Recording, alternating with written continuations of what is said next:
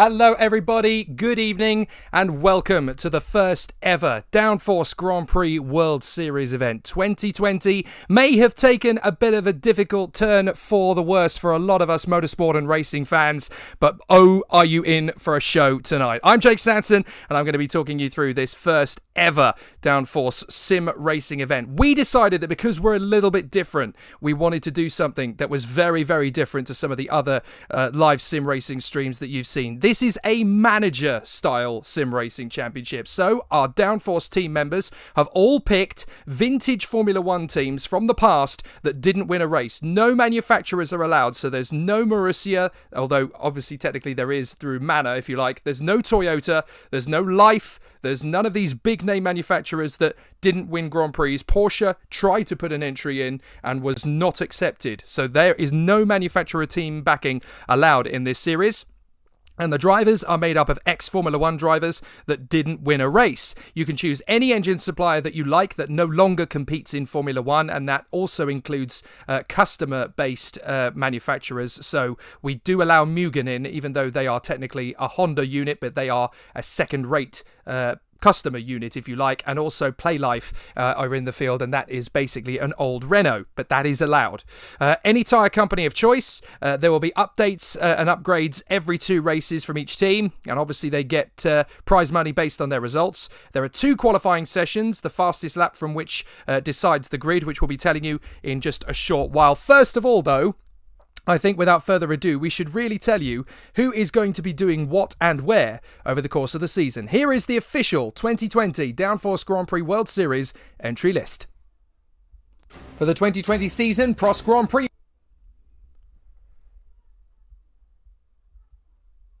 with Jaime Alguersuari partnering Pedro de la Rosa. British American Racing are back with that colour scheme, plus Playlife engines and a set of Bridgestones for Sébastien Buemi and Jean-Eric Vergne, with Tom Butterworth at the helm. Ryan Ferris has revitalised Onyx Grand Prix with Isuzu engines and shiny new Goodyears for Bruno Senna and Sebastian Bourdais. Goodyear tyres, Mugen engines and an all-German driver lineup in Nick Heidfeld and Timo Glock for Topher Smith's Super Aguri squad. Over at Simtech, Scott Woodwis has given his 2 drivers, Marcus Ericsson and Stoffel van Dorn, Ilmor engines and Goodyear tyres for their 2020 campaign. Adam Weller has made an all-Italian lineup for BMS Scuderia Italia as Gabriele Tarquini and Stefano Modena return to a Grand Prix car for the first time in over 25 years, with Judd engines and Bridgestone tyres. Manor are out for victory with Lucas Di Grassi and Brendan Hartley, with Cosworth and Pirelli joining up, courtesy of team boss Sam Hall. French outfit AGS are back again as Phil Kinch takes the helm and gives Alexander Rossi and Andre Lotterer some Mugen engines and Bridgestone tyres for their new season assault. There's a marital rivalry on the grid as Emma Butterworth will take on husband Tom as boss of the Arrow squad, Kamui Kobayashi and Nico Hulkenberg using Alfa Romeo engines and Bridgestone tyres. Shannon Forty will be looking to get off the back row as Dave Goddard delivers Life engines and Linglong tyres for Taki Inui and Jean-Denis Delatraz. Alex Goldschmidt will captain Minardi's first race for 15 years, with Mark Jenny and Anthony Davidson returning to their first ever Grand Prix team, with Lamborghini and Michelin on board. MasterCard Lola is managed by our youngest team boss Kai Bacchini, as he gives an all-British lineup Cosworths and Bridgestones for the new season, Paul Di Resta and Susie Wolff. And finally, it's an all-Brazilian affair at Midland, as Ben Johnston gives Enrique Bernoldi and Luciano Berti their comebacks, with Toyota and Bridgestone powering their charge for the title. Bring it on! So there you are, 13 teams, 26 drivers from the archive of Formula One, if you will. None of these guys have ever won races, and you know what? There is a lot to come from this concept. We think that we've got something quite special here for the weeks and months ahead. Obviously, you all want some brilliant motorsport. Maybe you guys want to get in the game as well, and you want to run your own teams. We have ideas.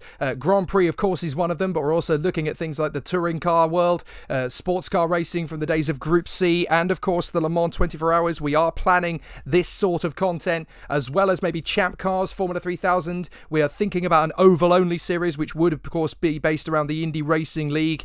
GTs, Vintage Grand Prix, whatever you might think, we are coming up with some big ideas, and if you guys want to get in on it, do please get in touch. If there is enough of a popularity around it, and if there is enough interest, then we may well open it up to the general public. Yes, you guys may end up having your own race teams and your own concepts. So while while we show you again the teams and drivers who are going to be competing in this fantastic event, I'm going to head into the green room where all of our team managers are basically getting themselves ready. Some of them are watching from the comfort of the pit wall. Others of them are so nervous they didn't even want to attend this evening. So let's see if we can get in there and have a word with some of our drivers. Oh, it seems as though we've come straight into the middle of a very interesting conversation. Sam, I wonder if you can tell us what that was about. Something to do with the kitchen. Bless you. Yes, you can't get me out of the kitchen. Well, let's start with you, Sam Hall. How are things over at Manor tonight? How are you guys prepared for the race ahead? Well, yeah, I think we're in a strong position. We've got Lucas Degrassi, and we've got who else have I actually got? We've got Brendan Hartley. You really should know the names of your drivers, Sam. You really should know. I mean, they're not obscure at all. No, we've got quite a young lineup. That's I'm quite excited by that lineup. And your two drivers are at the front end of the field. They're in the first half of the field, certainly. How do you think it's going to fare with Brendan up in P4? I think Brendan's got a chance to do something impressive. Lucas got a bit more work. I believe he's in P13. But yeah, Brendan could go for the podium. Okay, sounds like an interesting call. Let's head over to Emma Buttersworth, if Emma is around. I know, obviously, Emma, there's a very interesting battle going on because not only are you running a team, but so is your husband, Tom. So we've got an interesting inter-marriage rivalry here. Yeah, we certainly do. I think that I've got the better team, but we'll soon see at the end of this race. I'm currently in P5 and P6. And he's behind me, so you better have some tricks up your sleeve. So yeah, a row 3 lockout's good, and you've got Kamui Kobayashi, and you've also managed to grab the services of the recently departed Nico Hulkenberg. Now he's got a good chance in this field, don't you think? He certainly does. He's got a lot of good talent. He's quick, so I'm hoping that putting them in the arrows, he'll be able to get a podium at least. Okay, well, one team manager that's got 2 cars on the front row and is already sweating cobs is Topher Smith, who has got himself a very interesting pairing, all German, Nick Heidfeld and Timo Glock. Are you sweating, Topher? Because you've got a front row lockout, no pressure, but you need to convert this into a win. Well, coming into this series, I had no idea what to expect. I didn't know if I'd be running at the front or at the back. I just thought, let's have a go, see what happens. And to come away with a front row lockout in the very first race, I mean, I can't really ask for better than that. But of course, we are at Kyalami. It is very hot out there. It's not going to be so easy to figure out how it's going to go. Do you think you've still got a chance of the win? Well, I think already we've proven that the speed is there in the car from Heidfeld and Glock being on front row. So at the moment, in my mind, the only question mark is reliability. In order to finish first you must finish. Can they get to the end? That remains to be seen. This is very true. Over to Scott Woodwis on the Simtech pit wall. Now, you have definitely gone for youth in your lineup. Marcus Ericsson and Stoffel van Dorn. You had some problems in qualifying, though. Those pesky 40s kept ruining a lot of good laps for Stoffel van Dorn. Do you think this is a race where you guys will come good towards the second half of the race? I hope so. We did some work on reliability before the start of the season, as well as improving the engine horsepower for Ilmore as well, and they're proven for building very successful IndyCar engines, and of course they've been very successful in the past for people like Sauber and then almost to Mercedes. So I'm confident we've got a decent package that can carry on improving. It was disappointing that he got held up in qualifying, Stoffel, but I think he's young and talented enough to get up from 17th on the grid. Marcus did very well to get into the top 10 meanwhile, and I think we've got a really good looking car. I think we've got a good car, a very good package all round, and I think that if we can last the distance, we can score ourselves a couple of good points. I think Marcus is in with a good shout of a strong top 10. I think maybe a top 5 if it works out that way. If Stoffel can also work his way to the field and pick through the minefield of 1 or 2 reliability issues from other teams and other drivers, he can get him a top 10. So I'm hopeful of potentially double points, but if at least one car can get to the end and get himself a score on the board, then I'll be satisfied with that at least. I'd like to see both cars make the end, but if I can get one and some points, I'll be satisfied for the next round. Comprehensive preview from Simtech. Thank you very much, Scott. Over to the guys in green and white. Shannon 40, Dave Goddard. What deal have you done with the Linglong Tyre Company, and how have they managed to get Grand Prix spec tyres together so quickly?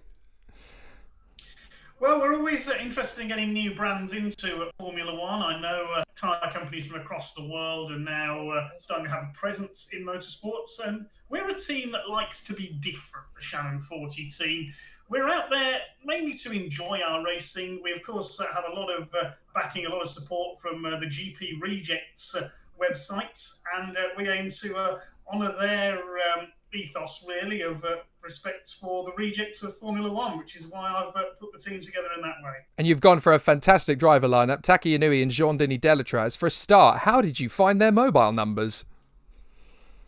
Well, I've spoken to Taki over the past few years. He's always enthusiastic, and I was able to contact Mr. Delatraz through his son, of course, who's been successful in lesser formulas, very successful in lesser formulas over the last few years. He put me in touch with Jean-Denis and said he fancied a bit of a comeback. And I've chosen two drivers who, regardless of where they are on the grid, we know they're going to provide entertainment and provide us with something to talk about. How true that is. Fantastic stuff. Thank you very much indeed. Over to our man on the spot down at Onyx. It is Ryan Ferris, who's managed to come up with two very promising drivers, Bruno Senna and Sebastien Bourdais. How goes it? And tell us about that Isuzu engine you've got in the back of the car. I went for the Isuzu engine. It's only ever been tested so far. It's never been raced, so we are kind of in uncharted territory, and we don't know what on earth's going to happen in this first race.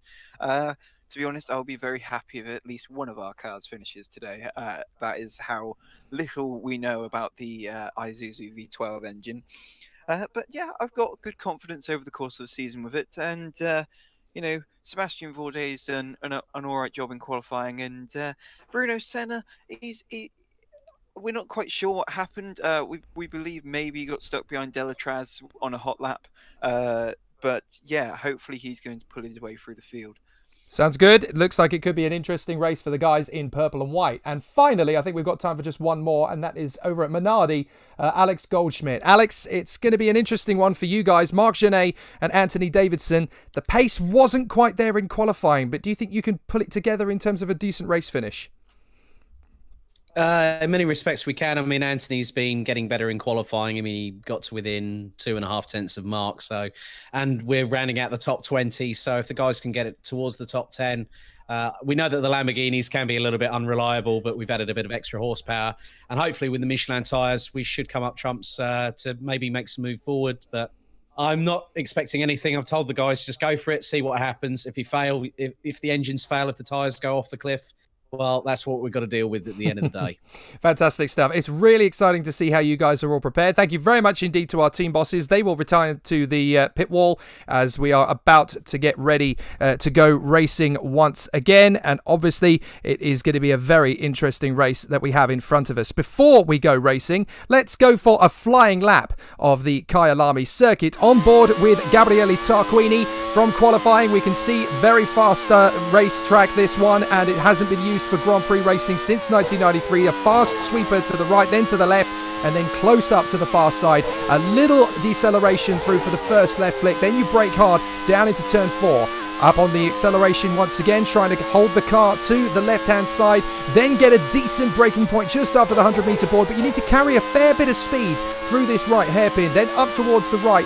You need to keep the car to the right-hand side. It's a very heavy stop for this left-hand hairpin. Now you come into the undulation change. You're back into the old part of the circuit, as it were, through the left, through the right, and you can see Gabriele actually made a bit of a balls up of that particular one as he got it slightly wide on the exit. And this is going to be a really exciting run if he can continue this kind of pace in the race. He didn't get the qualifying lap he wanted, but he has shown pace in warm-up. He's been in the top 6, so Tarquini does have an opportunity to fight his way back. Team boss Adam Weller will definitely be keeping himself abreast of things. Into the right-hander, this is where you really start to get yourself into a decent rhythm for the final part of the lap. You've got to keep it flat to the throttle for this right flick. It can get a bit distracting with drivers coming into the pits, but then you're in that final hairpin, and it is an absolutely fantastic and sizzling lap from our man, Gabriele Tarquini. Thanks for giving us a tour of the circuit. Now, without further ado, the starting grid for this South African Grand Prix, and it is a thrilling lineup. Nick Heidfeld on pole position from Timo Glock, less than a half-tenth of a second between the two cars. Sebastian Buemi third on the grid from Brendan Hartley in the Manor, and then it's an all arrows row 3. Hulkenberg and Kobayashi. Alexander Rossi is in P7 from Jaime Alguersuari, then Marcus Ericsson and Pedro Della Rosa rounding out the top 10. Jean-Eric Verne and Paul de Resta on row 6, then Lucas de Grassi lines up beside Sebastian Bourdais, the leading Onyx. Enrique Bernoldi in the Midland and Mark Genet in the Minardi, and Stoffel Van Dorn is there in 17th from Andre Lotterer in the AGS. All 18 covered by less than a second. Tarquini and Davidson line up on row 10 from Bruno Senna and Susie Wolff making her Grand Prix debut. Luciano Berti and Taki Inui, and then it is Stefano Modena and Jean-Denis Delatraz who take up position on the grid. Well, absolutely fantastic to see just how tight it's going to be. The next thing on circuit is going to be the main event.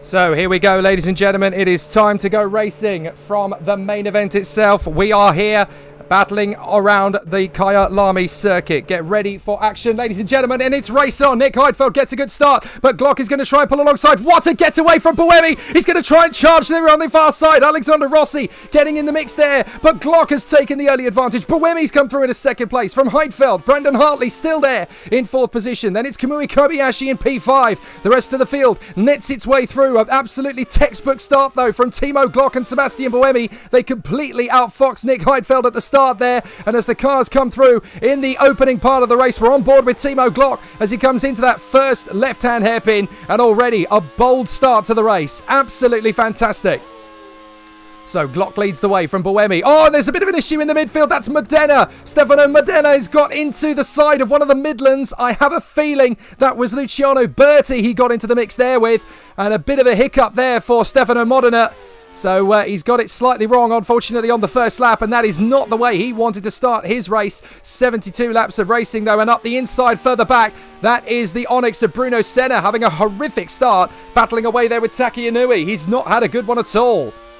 So we're on board with the Super Aguri of Timo Glock as he completes the first lap here at Kyalami. It's a short lap, this one, hence why there's so many racing laps, but this is a very tough racetrack to do well in.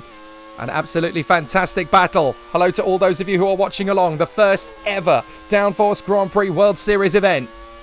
And we have a very tough battle in front of us. Nick Heidfeld trying to get himself back into contention in behind Sebastian Buemi as they come through to the end of the first sector. And a second and a half is already the gap that Glock has got on Buemi. Then it is Heidfeld, Hartley and Hulkenberg. Let's have a look and see how things are outside the top 5. It's Kobayashi, who is in P6 at the moment in front of Alguersuari. Then it's Alexander Rossi from Pedro Della Rosa. Oh, and Bertie's got off. Bertie's overshot there. That's not good news. Team boss Ben Johnston won't be happy about that one. That is a big mistake from Bertie, and that is going to drop him right to the back of the field. It looked like he just missed his braking point. Let's go and have another look at it. So a replay then. Yeah, he just missed his braking point completely. Unfortunately, not a lot that Luciano Berti can do about that one. That is a real shame. And unfortunately, he's only really got himself to blame for that one. So a big disaster from his point of view. And now he's going to have to make his way back up from the tail end of the field. Poor Luciano Berti. A big mistake in his comeback to Grand Prix racing. Now we're back on board with Nick Heidfeld. And he is chasing after the man in second position. And that, of course, is Sebastian Buemi. We're looking at the bottom end of the top 10. That's Kobayashi from Rossi, Alguersuari, Della Rosa and Ericsson in P10. Then it's Paul de Resta in the leading Lola. Bourdais, Verne, de Grassi and Van Dorn, who's already made up a couple of places into P15. Then it's Mark Genet in front of Lotterer, Bernoldi, Tarquini and Davidson. And then we've got Susie Wolff in front of Stefano Modena. Then Inui, Senna, Delatraz. And then at the back of the field after that spin, of course, it is Luciano Berti. Rossi gets the fastest lap in for AGS as they come through at the end of the second lap. And there is the other Midland trying to make progress. That is Enrique Bernoldi. An absolutely fantastic battle as the race continues on then. Bernoldi just trying to hang on to things in front of the BMS Scuderia Italia. That's Modena. And here's Rossi trying to have a go at the arrows. Can't make his way through though. That was a very bold lunge from Alex Rossi. Tried to get through there on the arrows. Hulkenberg has got past his teammate Kobayashi. That's Paul Di Resta in the mix there, battling with Marcus Ericsson. A nice long train of cars beginning here, and it's led by the Prost. Oh, Delatraz! Goodness me, he missed his braking point there. Almost lost the car completely. So that could have been a very nasty moment for team boss Dave Goddard. Probably sweating cobs on the pit lane, but having a huge laugh at the same time. It's currently Glock who leads the way. Buemi in second place, then Heidfeld, Hartley and Hulkenberg. Oh, very nearly and off the road there again from Delatraz as we look back to the battle for third place. Heidfeld losing ground to Buemi now. Hartley is there. Hulkenberg in fifth position. Then it is Kobayashi. And in seventh place behind, that is Alex Rossi. We're going to keep an eye on as many battles as we can through the field, not just at the front end of the field, but also in the tail end. It's important to keep an eye on as many different battles around the circuit as we possibly can. So Stefano Modena just trying to shake off Inui and Senna. Senna's having a nightmare race. How on earth is he not able to get past Taki Inui? Senna's had a terrible start to his Grand Prix World Series career. Oh, that's Glock! That's Glock! The race leader! Timo Glock has overshot! He's missed his braking point, and Timo Glock, the race leader, has thrown away the lead of the race here! Absolutely incredible! Timo Glock has absolutely binned it! I can't believe it! The race leader, Timo Glock, rejoins in front of Susie Wolf. We need to see that one again. Unfortunately, we just missed the replay point. I was so busy talking about it. But that is absolutely disastrous from Timo Glock. His race is severely compromised and he has rejoined right down at the back of the field now. In there with the likes of Susie Wolf. But that means that this man, Sebastian Buemi, has taken the lead. Alexander Rossi now makes his bid on the inside of the arrows. Finally, he gets his place there on Kobayashi. So Alexander Rossi does make his bid to get into P5 and gets there. So this man now for BAR, Sebastian Buemi, is leading the way. Look at that livery. It's wonderful to see it back in the world of Grand Prix racing again. The Zip livery. They couldn't choose between the two liveries. Somebody jokingly said, well, why don't you do half and half? And so the team boss at the time, Craig Pollock, said, let's do it. Whoops. Jean-Denis Delatraz, again, having a bit of a moment on his own there, bless him. He seems to be having all sorts of problems. That is absolutely amazing, though, Timo Glock having that mistake. I was not expecting that kind of driver error so early on in the Downforce Grand Prix World Series. It was literally lap 4 of the race. And Timo Glock is in the pits. So he's in the pits with damage. Now, let's go and have a look at that pit stop if we can. So Timo Glock, yeah, he's got damage to the front nose cone. So in come the team. They're obviously doing the best they can to get him out there without losing a lap if they can. 8.4, not bad at all. But Sebastian Buemi is not going to lap him before he gets out of the pit lane. So that is good news from their point of view. We get this special drone camera view of Sebastian Buemi, and you can see just how tough the battle is now between him and Heidfeld. We're on board with the German in the sister Super Aguri car. There's Marcus Ericsson, who of course has now been promoted into 9th position as a result of that moment. So this is already very exciting stuff. It's Buemi who leads. Heidfeld is second. Then Hartley from Hulkenberg and Rossi. Outside the top 5, it is Kobayashi from Alguersuari, De La Rosa, Ericsson and Di Resta. So a lot of the teams are represented in the top 10. Not all of them, but certainly a fair few, as Nick Heidfeld gets the new fastest lap, trying to close up on Sebastian Buemi. Behind the top 10, oh, that's De La Rosa trying to have a go at his teammate, Alguersuari, under severe pressure from his teammate there. Vernon 11th, then it's Bourdais, Degrassi, Van Dorn and Genet. And then it's Lotterer from Bernoldi and Tarquini, Davidson and Susie Wolf. Then it's Modena from Senna, Inui, Delatraz, Berti. And then we have Timo Glock after his moment. Big shock for Timo Glock, the race leader, no longer at the front end of the field. Now, this is the battle for third. Brendan Hartley being pursued by Hulkenberg, Rossi and Kobayashi. Although Kobayashi has dropped back a fair bit from them now. So, at the moment, we have 3 different teams in the top 3. We have Buemi for BAR, Heidfeld for Super Aguri, and Brendan Hartley in the Manor in 3rd position. And we are getting close to the end of the first 10th of the race. Gabriele Tarquini trying to make his bid on the inside there of the Midland. And that didn't quite come off. Gabriele Tarquini was very fast in the warm-up and unfortunately didn't get a decent lap in qualifying. And that's why he's so far down the order. But Tarquini getting back into the swing of things in Grand Prix racing. He is one of the greatest touring car drivers of all time, of course, Gabriele Tarquini. He became the oldest... Oh, Timo Glock's lost it again! Timo Glock has lost it again! What's going on with Glock? Absolutely appalling. He manages to catch it before the car gets damaged, but I wonder if there's oil down at that point of the course, because Timo Glock is really struggling. That's the second time he's had that moment. So a big problem here. And obviously that means that Timo Glock is definitely going to have some difficulties with those tyres as Vern makes his bid for the rest up. Oh, he's not going to make it. Oh, Heidfeld's in trouble. Heidfeld's out. Heidfeld is out. That is absolutely disastrous. He was going for the lead on Buemi. Now we're going to find out what the problem was. It'll be on the digital readout. But all of a sudden, Heidfeld comes to a stop. We're going to watch it again on the replay. He's got transmission problems. Oh, it's just a sudden failure for Nick Heidfeld. And all of a sudden, Topher Smith's fairy tale has come to a premature stop. Timo Glock in dead last and Heidfeld at the back of the field and out. Oh, what an absolute disaster. Wow. It's all fallen apart for Super Aguri, and that's the first retirement from the race. I think we need to go down to the pit wall and have a quick chinwag with Topher Smith. I can't believe it's all gone so horribly wrong so soon into the race. This is an absolute nightmare for Topher Smith and the team. Let's have a look. Let's have a look. Let's have a word. Topher, a big problem there for both of your men. Glock having an issue. And then, of course, Heidfeld out of the race. You must be devastated. I mean, I'm absolutely speechless at this point. I mean, we had a 1-2 on the grid. It was looking good for a good result today. Was hoping for at least a podium for one of the drivers. Glock did a good job to get into the lead at the start of the race. Had a really good start. And yeah, just went off of his own accord. Then I'll have to chat to him about that after the race. As for Heidfeld, I mean, I mentioned before the start of the race about reliability, and it's come back to bite us. I mean, I don't think I really have more to say than that. Well, there you are. Hard luck, unfortunately, coming the way of Topher Smith and the Super Aguri team. They do still have one car running, of course, but unfortunately, it's gone from a fairy tale to a nightmare very, very quickly indeed. Oh, and Ericsson and De La Rosa come together! De La Rosa's gone off! That's a big moment now. Ericsson and De La Rosa having a little bit of fisticuffs there. That was frustration from Marcus Ericsson. He's been wanting to make that overtaking move for a while. And I think De La Rosa's out. Oh, maybe not. He does keep going again. He's just managed to get it back on the circuit. That was close. That was very close indeed. And that was a bit of a scary moment there. Wow. There have been some very tense moments already in this first race in the Downforce Grand Prix World Series, but we're on board with our race leader. And that is Sebastian Buemi doing his best up at the front end of the field.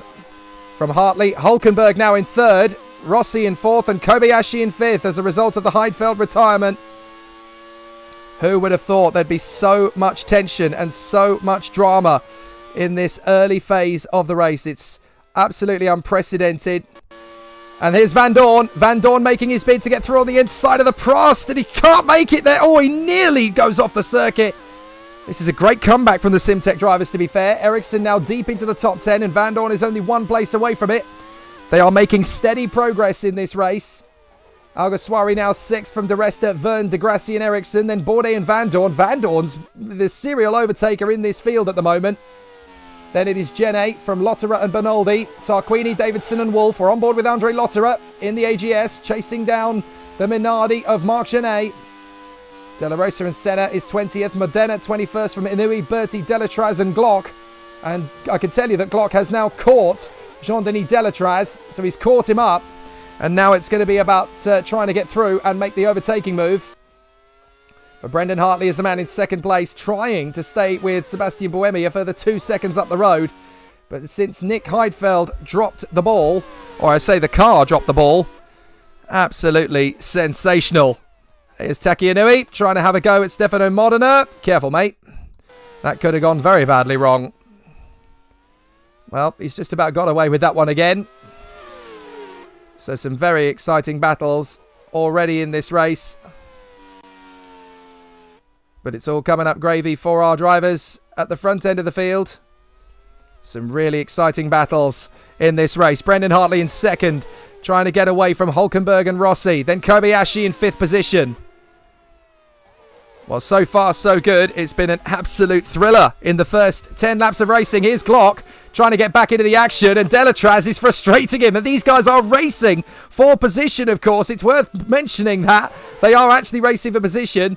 But Glock is just not able to find a way past Delatraz. His race is just going to be absolutely ruined by the Swiss, the way things are currently going. But there's a long way to go. We're at the end of lap 10 this time round. And so far, so good for Sebastian Buemi. The BAR is leading the way at the moment. So a great start from Sebastian Buemi. He's got himself into a decent position. Never won a Grand Prix in Formula 1, but certainly came close a few times. Alguersuari still being pushed here. The Spaniard in 6th position. He hasn't raced since the GT days in about 2013-14, I think was his last outing in racing. He's been a DJ since then. Great to see him battling away. But it's 3 different teams in the top 3. BAR for Sebastian Buemi. And Tom Butterworth will be very happy about that one. Brendan Hartley giving Sam Hall kittens at the moment in 2nd place for Manor. And in 3rd, it's Emma Butterworth's man, Nico Hulkenberg, for the Arrows team in 3rd. Absolutely fabulous race here at the South African Grand Prix at Kyalami. We're on board. Lucas de Grassi nearly dropping it as he watches the second BAR attack Kobayashi. Attack De Resta, I should say. That was very nearly an overtaking move there from Jean-Eric Verne. So Verne nearly got an opportunity to move forward there. Absolutely fantastic racing thus far. Down into the braking zone for the right-hander. Hulkenberg pursuing Brendan Hartley. We're on board with Delatraz. Are we about to see a very feisty and fed-up Timo Glock come through? Well, I think we were. There's Susie Wolff. She's doing a grand job in her first Grand Prix. A test driver for the Williams team and did several Friday practice runs. Never got her big break in Formula 1. So, well done to Kai Bacchini for deciding to give her a shot in the Grand Prix World Series. So here we are as they come across the line once again. Nico Hulkenberg on lap 12 of 72. Running very well here as the battle continues. But now we're going to start to get into the phase of the race where pit stops will become relevant. Most teams will probably go for a 2-stop strategy. We're on board with Ericsson as we just saw his teammate Van Dorn getting very frustrated in his bid to get into 11th position. But these Simtex really are serial overtakers in this race. They've got themselves into a decent position with both cars very close to the points. So we're on lap 12 of 72. And already there's been some big battles going on. Oh, that's Bourdais. Bourdais had a spin and come right on in front of the Minardi. Sebastian Bourdais making the mistake there, unfortunately, for the Onyx. And that's a real shame. He's lost a few places as a result of that one.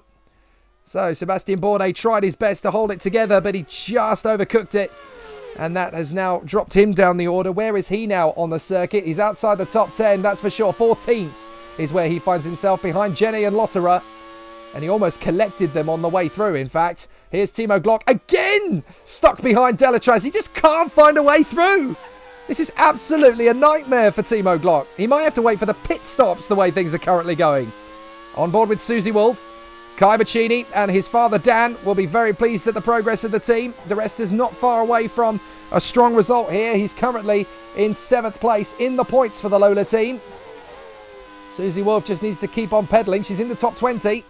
So he's not made many mistakes. Hulkenberg! Hulkenberg in trouble! Hulkenberg's in trouble! That's an engine problem and the car is on fire! Oh no, Nico Hulkenberg, a plume of flames coming out of the back of the car. Hulkenberg is out. That is an absolute disaster. Nico Hulkenberg for the Arrows team is out of the race, and that is absolutely devastating. The marshals clear it away, but that is game over for Nico Hulkenberg. Devastating when the car was in 3rd position. That elevates Alex Rossi in the AGS to 3rd, and that also elevates a very strong running from Kobayashi. He's in 4th now. Alguersuari in 5th. Then it's De Resta, Verne, De Grassi, Ericsson and Van Dorn. The 2 Simtex are now in the top 10. They've made good progress and they're doing a fair job. So just the 2 retirements now, Nick Heidfeld and Nico Hulkenberg. Fortune is not favouring the Germans today. But out in front, it is Sebastian Buemi who continues to lead here. 2.8 seconds clear of Brendan Hartley. There he is, being pursued by that man, Alex Rossi. And Delatraz goes wide. Is that enough for Timo Glock? No, Glock is nowhere to be seen. I think maybe he's already done it, actually, thinking about it. We'll double check. But yes, Glock has finally got past Delatraz and gone through. So Glock has got the job done. Delatraz just struggling to keep on the circuit. He's giving us plenty of entertainment. Absolutely fantastic racing so far. Brendan Hartley in second place, still battling with the likes of Alex Rossi. And here comes the move from the Lola on the inside. De Resta trying to have a look at Alguersuari. Oh, there's contact. De Grassi and Ericsson. De Grassi was getting... Oh, Ericsson was impatient there, sat behind De Grassi. Ericsson made the move, and that was absolutely brilliant. Let's see if we can have another look at it.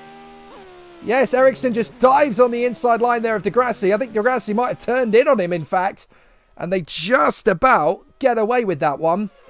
That was absolutely fascinating between the two. But as a result of that, it means that Ericsson is through into 8th place. Now, I should point out that if the officials do believe that there is a foul move, then they will be reduced. That they can intervene and they can put the pit lane speed limiter on for 10 seconds. And that is how the drivers are impeded. That's how they receive penalties in this particular sim. So if the officials feel that anybody's done something silly, they will reduce their speed for 10 seconds. It's almost better than a 10-second penalty, in my opinion, because it means that when you get a 10-second penalty, you don't get a 10-second penalty, do you? You get 25 by the time you've come into and out of the pit lane. De Resta having another crack at Alguersuari. Still, he can't find a way through. And he's got pressure from behind. That's Jean-Eric Verne in the second BAR, trying to make his way through. Rossi getting really frustrated now behind Brendan Hartley. Is Alexander Rossi going to make his bid? Well, Brendan Hartley locks up in the hairpin. Oh, this is getting pretty tight between these two. They've lost about a second to Buemi. Well, this is absolutely incredible stuff from these two. Buemi actually locking up there, up the road, and Hartley struggling. Well, Rossi still unable to find a way to get by. But Hartley definitely under some pressure now from Alexander Rossi, as Berti is going to try and make his bid on the Scuderia Italia. He runs wide and has to bail out of it. Well, it was a good effort. It was a good try, but he's not quite been able to make that move stick. Absolutely terrific racing. Are you enjoying it, and who are you rooting for? Let us know in the comments, folks. And if you wanted to be the 14th team on the grid, who would you pick and who would your drivers be? Bruno Senna getting it slightly messed up there in the right-hander just before the long sweeper before the pit lane entry. But manages to get himself back together again. So it's Buemi, Hartley, Rossi, Kobayashi and De Resta. De Resta is now into 5th. He managed to get past Alguersuari. And then it's Verne, Ericsson, De Grassi and Van Dorn. There is Alguersuari having lost out to De Resta. We didn't see that move, unfortunately. But De Resta is there into P5 at the expense of Jaime Alguersuari. And here comes Jean-Eric Verne. He wants a piece of the Spaniard. And he's going to make a try. He'll make a bid up the inside. No, he won't. He's not quite close enough yet. Outside the top 10, it's Lotterer in 11th now from Gene, Bourdais, Bernoldi and Tarquini. Here is Tarquini making his bid on Bernoldi, and he's going to commit to it. Lovely move from Gabriele Tarquini. Adam Weller on the pit wall will be absolutely delighted with that one. Up into 14th place goes Tarquini. Then it's Wolf, Davidson, De La Rosa, Senna, Modena. And then it's Berti in front of Inui, Glock and Delatraz. The two retirements, if you have already missed it, are Hulkenberg when he was in 3rd place and Heidfeld when he was in 2nd. We've also had Timo Glock binning it while leading. He pushed too hard and ended up off the circuit and is now down in 23rd position, having had a pit stop to repair. And Susie Wolf is in the pits, we're told now as well. So now we're going to start to get the pit stops, I do believe. So Susie Wolf is in. Yes, and look, she's got low fuel. So that is a pit stop, a scheduled one for Susie Wolf. She's the first person in for a scheduled pit stop of this season, Susie Wolf. She's trying to break out of the... I guess there what she's doing essentially is breaking out of the gaggle of cars in order to get herself some track position. So she gets out on the circuit again. Sebastian Buemi leads the way. And having just lapped one of the 40s, I'm guessing that's Delatraz. Hartley in 2nd, then Rossi, Kobayashi and De Resta. That's the order at the moment. We're on board with Jean-Eric Verne, chasing after Jaime Alguersuari. Some very exciting battles going on at the present moment. In a moment, I think we'll head down to the pit wall and we'll see how the drivers are getting on. Whoops. Andre Lotterer just locking up a little bit. So this is going to be very exciting battle as Lotterer comes into the pits. I'm going to break my way down into the pit wall to see how our managers are getting on, how our drivers in the race are getting on as well. Well, Tom Butterworth is playing the silent car. Oh, that's Rossi making the bid. Oh, he had a go for Hartley as Della Rosa comes into the pits. So Della Rosa in. And he's the next one to jump on the bandwagon for the pit lane. And they're being held up by Delatraz. Now they're going to sweep by. Oh, and that's Buemi! Buemi, the race leader! Buemi goes too fast and spins, goes wide and rejoins. But he's down to third. Hartley and Rossi have gone through. No, make that down to about... Yes, it is third. Hartley's through to the lead. Rossi through to second. Buemi going off the circuit there. And it's completely transformed the race because Brendan Hartley now takes the lead from Alex Rossi. And Alexander Rossi now has the chance to go for the lead as Timo Glock gets held up momentarily behind the other 40 now. Taki Inui causing him some problems. Well, I'm going to head down into the pit lane to see how things are from... The best about it, he's been unlapped by Della. Scott Woodwis chatting away. Scott Woodwis having a great laugh there. But Sam Hall, your man, is now leading. How about that? Brendan Hartley taking the lead.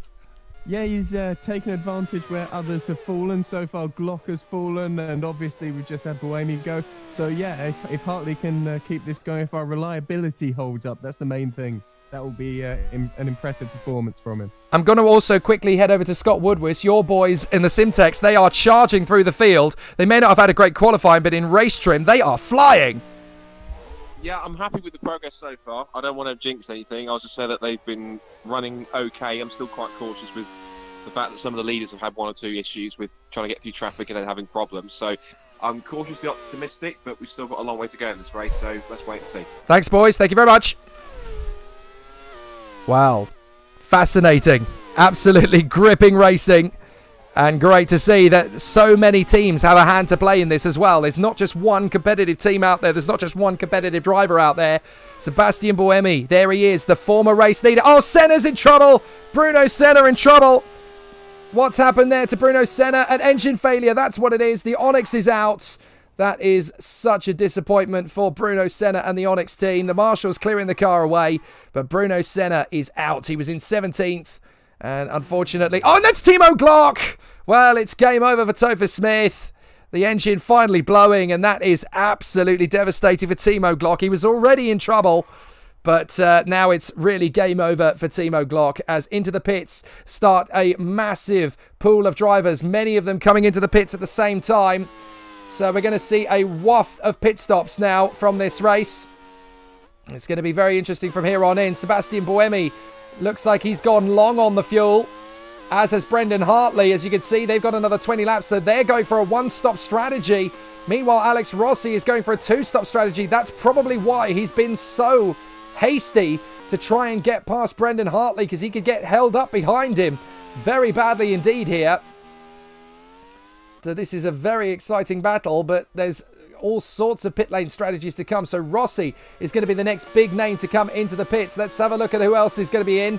De Resta will be in soon, but he's got on a very different strategy to some of the others out there. A lot of them going long. Ericsson is on a fast lap, but he's on a low fuel strategy, as is Van Dorn. In fact, Van Dorn's due into the pits any second now. That is why these two have been flying through the field. They've obviously gone light on the fuel. Scott Woodwis deciding to be super aggressive with the boys on strategy. And into the pits comes Van Dorn. Now we can watch a full pit stop with the Simtech team here. As into the pits comes Van Dorn. Down to the pit lane. It's all in the hands of the mechanics now. An 8-second pit stop is about what you want. So the boys go to work. They've got to do this pretty slick. Is it going to be a fast pit stop from the team? And they're putting in a bit more fuel. That's why it's a little bit longer, 9.4 seconds. Now that will take him to about lap 50, I would think. So that is a really long middle stint for Stoffel Van Dorn. He rejoins just in behind just in behind Vern. Now, that's not bad, actually, because I think he's gained some ground there. Vern was a few seconds up the road from him, so he has made up some ground as Della Rosa has rejoined in behind Susie Wolf. Now, that's not gone well at all for De La Rosa. He's had a terrible pit stop. The Prost team really having an issue there. Meanwhile, it's still Hartley and Rossi. And as Sam Hall writes on the feed, Super Aguri 1-2 on the grid, both out by lap 19. Oh, that's a big mistake for De La Rosa. Was trying to make the move on Susie Wolf and he just overshot. We've got several people watching along. Ben Singleton saying how many keyboards on the pit wall are going to be smashed. There's a lot of frustrated managers around here. That's what we love about this particular sim racing league. This is all about management. This is not about drivers racing on a rig. This is team management. Brendan Hartley leading the way quite comfortably. Rossi's come into the pits for a pit stop. That's why. So now we're going to see how the pit stops play out. Jean-Eric Verne tucked up behind the Minardi. That is going to be Marc Genet. Across the line into lap 22. Fascinating racing here from the South African Grand Prix at Kyalami. The first round of the Downforce Grand Prix World Series. Racing needs to happen during this outbreak, and we are happy to provide it in the form of a management league rather than hardcore sim racing. Stoffel Van Dorn just chopping across there on the sister manor. And Sebastian Buemi having all sorts of problems. Has he got a gearbox problem developing? That was a big moment for Buemi. He was having trouble there on the downshift. And that does happen if gearbox trouble is coming. So he's got to be very careful here. But certainly Hartley, Buemi and Kobayashi are your leaders. Then it's De Resta in front of Ericsson in P5. Then in 6th is Alguersuari. Oh, Ericsson's pitting. So that promotes De Grassi up into the position. But obviously Alguersuari is in P5. And Ericsson joins his teammate in the pits. So the Simtex going early on the fuel. But that means they'll have a good middle stint. If they get out into a decent bit of traffic, a lack of it, I should say, then they've got a good chance here in this race. There's Kamui Kobayashi in the sole remaining arrows. Because we now have several retirements from the race. Let's go and double check them all. Because we have... Oh, it's Davidson. Davidson in the Minardi. He had just got into the points. Goldschmidt will be devastated on the pit wall. Oh, Anthony Davidson out of the race, having just got the Minardi into the points. So Davidson out, Senna out, Glock out, and there goes Jenny! The Minardis have hit self-destruct within seconds of each other. So Davidson out, Senna, Glock, Hulkenberg, and Heidfeld out. And now Marc Genet going off at the same time. I wonder if Goldschmidt sent a team message to Genet about Davidson and it just put him off. And he's ended up going off the road there. Well, big drama for Minardi. It's not gone well for them. So, a very difficult race. Now I'm looking back on the stream. I wonder if he got a nudge, actually, Genet. I think he got helped to the scene of the incident. I think he got a little nerf from Verne. So, that's interesting. Well, clearly Verne has been held up as a result of that move, because he's lost quite a bit of time. Oh, Alguersuari's in trouble! Alguersuari! He's got a puncture! And there it is, you can see it on the right front. Alguersuari in trouble there, and it's all over. Well, the Prost is out, so Tom Cairns is going to be devastated with that one. And that is game over for him. But the New Zealander, Brendan Hartley, continues to lead. Now, there's Rossi. Oh! He's struggling in behind the Scuderia Italia. That's Modena. He's trying to lap him. Now, Rossi rejoined out of his pit stop in 8th place. No, sorry, that's Tarquini. He's actually racing Tarquini. Ericsson now up the inside of the 40. That's good work from Marcus Ericsson. He's not going to get held up by backmarkers in this race. And there goes the BAR through as well of Verne. We're on board with Kamui Kobayashi now in the arrows. Looking back. Great racing. Absolutely thrilling. And it's still very hard to predict. Oh, Bourdais having all sorts of issues there. Has he got a problem? Well, so far it says that the car is okay. The Onyx running in 5th position. Their best ever result in Formula 1 days, of course, was a 3rd for Stefan Johansson. But there's Brendan Hartley in the manor. In front of Buemi, Kobayashi, De Resta, Bourdais. Then it is Bernoldi in front of Tarquini, Rossi, Ericsson and Verne. Susie Wolf having a nice battle there with Pedro de la Rosa. Van Dorn is 11th from De Grassi, Lotterer, Wolf, De La Rosa, Jenny, Modena, Inui and Berti. And then Alguersuari is out of the race. Delatraz is going to pass him as Brendan Hartley laps one of the Scuderia Italias. I'm guessing that's Stefano Modena. But the retirements are Alguersuari, Davidson, Senna, Glock, Hulkenberg and Heidfeld. A very dramatic race. So Phil Kinch is just letting us know that Alex Rossi is playing the long game. They did go very light on fuel loads, so well done to Gabriele Tarquini, though. He's played the long game as well here. The Scuderia Italia, they decided to go heavy on fuel, but he's got himself into the top 10 as a result of all of that. Now, he was quick in the warm-up this morning, so Tarquini is a bit of a dark horse in this race. Don't forget, he is one of the best touring car drivers in the world, and he actually won the World Touring Car Cup back in 2018, the oldest FIA winner ever, as Susie Wolff overshoots. And that's broken part of the front wing, so she's going to be in for a pit stop. Oh dear, the Baccinis are not going to be too happy about that. But Susie Wolff overshoots. However, in this race of attrition, if she can just get it back to the pits and get it back out, you never know. The top 10 do score points in this field. So there could still be a good chance for her to score, as Buemi is now in second place. Mark Jenne trying to get past the stricken Susie Wolff, as Delatraz continues on in the 40. I love seeing those cars out. They only ran in those colours for 3 races in Formula 1, I should point out. They were yellow up until that point. And then the mysterious Shannon Group took over from the Canadian Grand Prix. And the race, the team lasted 3 races before they went bust, because no payments ever materialised. But it's great that that car is back out on circuit again. Kamui Kobayashi running in third, trying to close up on Buemi. Here comes Rossi on the inside of the Midland of Benaldi. Can't get through. So Rossi has passed Tarquini, though. So Rossi is definitely still one of the fastest out there. Alexander Rossi pushing hard in the AGS with the Mugen engine. And here's Brendan Hartley, Le Mans 24-hour race winner and former Toro Rosso driver. Brendan Hartley in the manor, going beautifully here at Kyalami as they head into the second sector. Oh, and that's Marcus Ericsson! Ericsson in trouble in the Simtek! The Ilmor engine kicks the bucket. Oh, disaster for Marcus Ericsson. It's game over for Marcus. Well, they've still got Stoffel Van Dorn in the race, but that's going to be no comfort at all to Scott Woodward as De Resta battles for third, and Ericsson pulls off to a crawl. Now he's got to pull off quickly because there's going to be oil down on the circuit. That could cause a few problems for others, but Marcus Ericsson, what a shame. He drove brilliantly today, Marcus Ericsson. He was looking so strong.